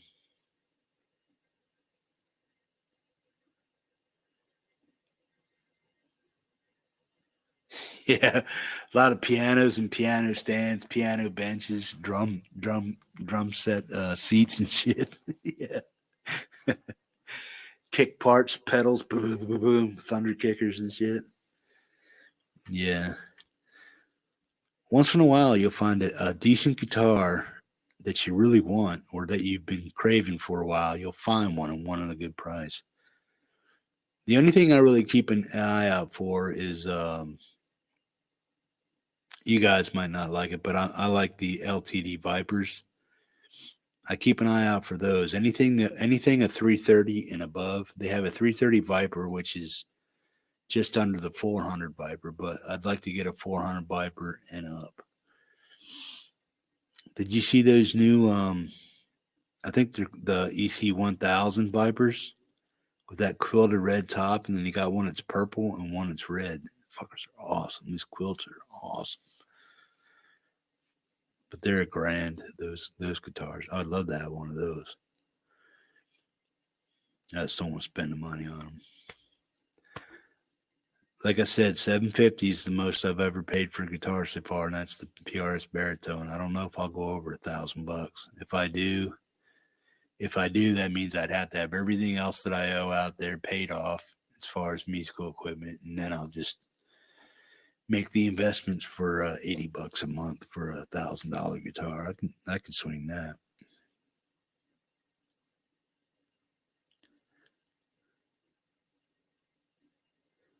$2-3 grand. What did I show that one for? What was that going for? There was one I showed you. I forget what that was. Did I say $2 grand?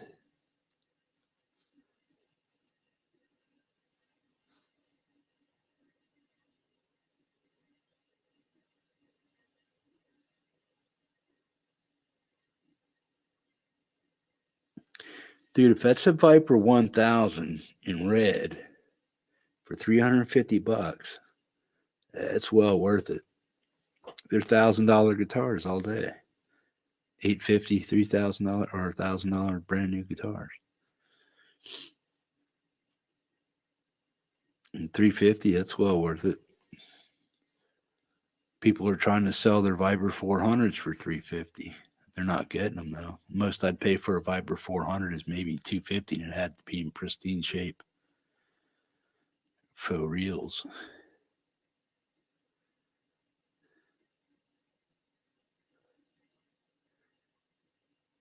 There you go.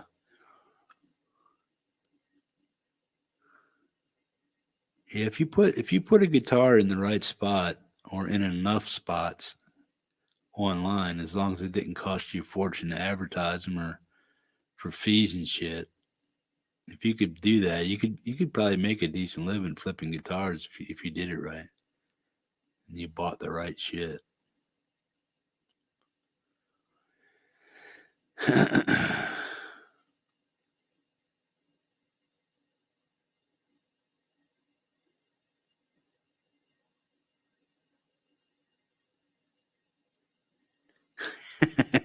You wanted it that bad, you were willing to sacrifice your ball sack for it. Oh man, go back and get it, man. I mean, hey, if you got the cash to spend on it, you know, I'm sure you got if you got all that gear, man, I'm sure there's something you got that's laying around the house that ain't being used that you can probably get rid of to help you fund that Viper. But yeah, if I could find a Viper 400, another 400 Viper, you know, maybe black or red. The one I had was like an off-white Viper. A buddy of mine, it had 81, 85 pickups in it, active pickups. I sold it for $150. You know, I sold my 6505 plus 112 combo to a dude on Craigslist for $550, which was a good price because I only had like 10 hours on the tube. The fucking thing split my ears whenever I played it. It's just too damn loud for what I had here. And then he saw that Viper hanging on my wall. I was like, dude, is that a 400 Viper? It's like, yeah, dude. Dude, it's the same color as the one I had in high school, man. Do you want to sell that? I said, yeah, I might sell it. I said, I'm not really paying it. So he goes, well, what do you sell it to me for? I said, you give me a package deal. I said, dude, if you want it right now, I'll sell it to you for $150. He goes, I don't have it right now, man, but next week, next paycheck, if you still have it, I'll give you $150 for it. So that's what that guitar and part of that amp money went into buying my Orange Crush CR120 212 combo. That's sitting over here somewhere. You can't see it from here, but it's down here. There, you can see the corner of it. I have a processor sitting on top of that. But I got that Zoom. I have a Zoom G5N pedal that I don't use much, and I'm thinking about getting rid of that too. I might sell it to one of you guys real cheap online if you're interested. It's a 300. They go for $320 now, but I paid $275 for it, so I might let that go for $225 plus shipping. Maybe $200 plus shipping. depending how much it cost me for shipping. But that's a nice looking processor pedal.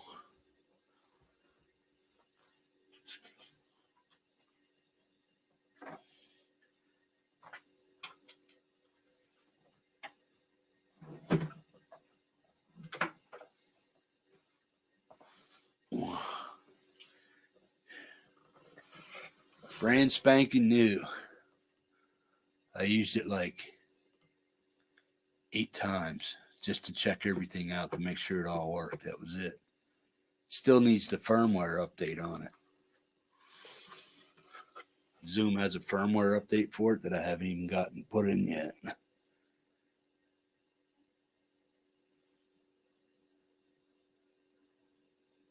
This built-in tuner. You can play 9 effects at one time. Once you get the firmware update, it won't bog down. Because that was the issue with it. It didn't have enough headroom for playing multiple stacks of pedals and shit on there. But it has a drum machine in it. You can play the drum beats up to 160 beats per minute, something like that. You can have up to 9 effects on at one time. And depending on how you have it set up, you can set up each one. You can have a delay, a reverb, multi-effects, a fuzz, all down here. And then up here, you can have a 412 emulation or a 212 emulation. It has, what the fuck? It has Marshalls in here and PVs. I think igniter in here. But yeah, it's a Zoom G5N multi-effects processor. It's brand fucking new. I still have the box. I don't use it. I don't know why I bought it. I bought it because I had a hair up my ass. I had to have a multi-effects pedal, and this was a mid-range price, and I have other Zoom equipment, so I decided to buy it.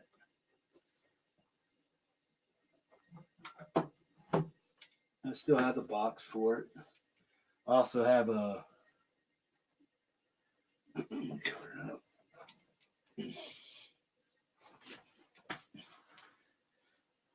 I also have a M5 modeler, line 6. I don't use that much either.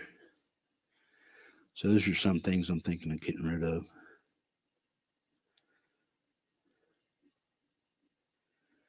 Oh yeah, the CR120. Yeah, it's a nice amp. I would have gotten the head, but they wanted too much for the head, and then the damn cab itself is $750. And then the head is like $600. So I wasn't willing to spend. Why am I going to spend $1,400 on a separate 212 cab with, it had vintage 30s in it, but what the fuck? Just get the combo. Just get the 212 combo for $750. That's what I ended up paying for.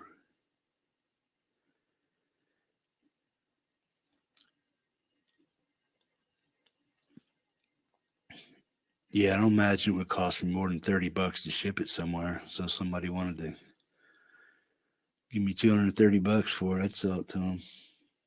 I'd even show you that it worked online and shit like that. And then I still have the original box and paperwork and power supply for it. I can guarantee I have less than 5 to 10 hours on it.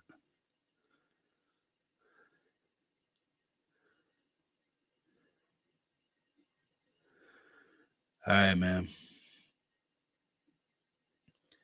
Yeah, that's on Saturday, 9:30 Eastern, Bent Metal show, Bent Metal broadcast. Me, Gary, and Sander, we do that.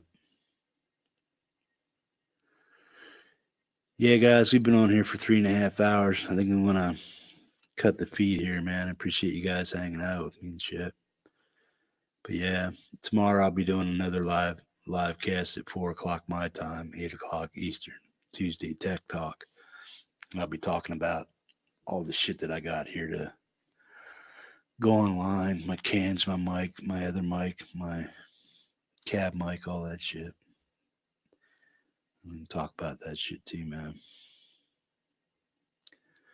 Jimmy Bitter, nice to have you. Nice to see you posting stuff. Keep posting, man. We'll send some people your way. Yeah, if you guys haven't subscribed to Jimmy, check his stuff out. If you like it, subscribe. Fine. But cool. All right. Vanzini, Thrash, Jimmy, whoever else is lurking over there. I'm going to cut the feed and we'll talk to you guys tomorrow sometime or whenever I get around. All right. Peace, guys. Later.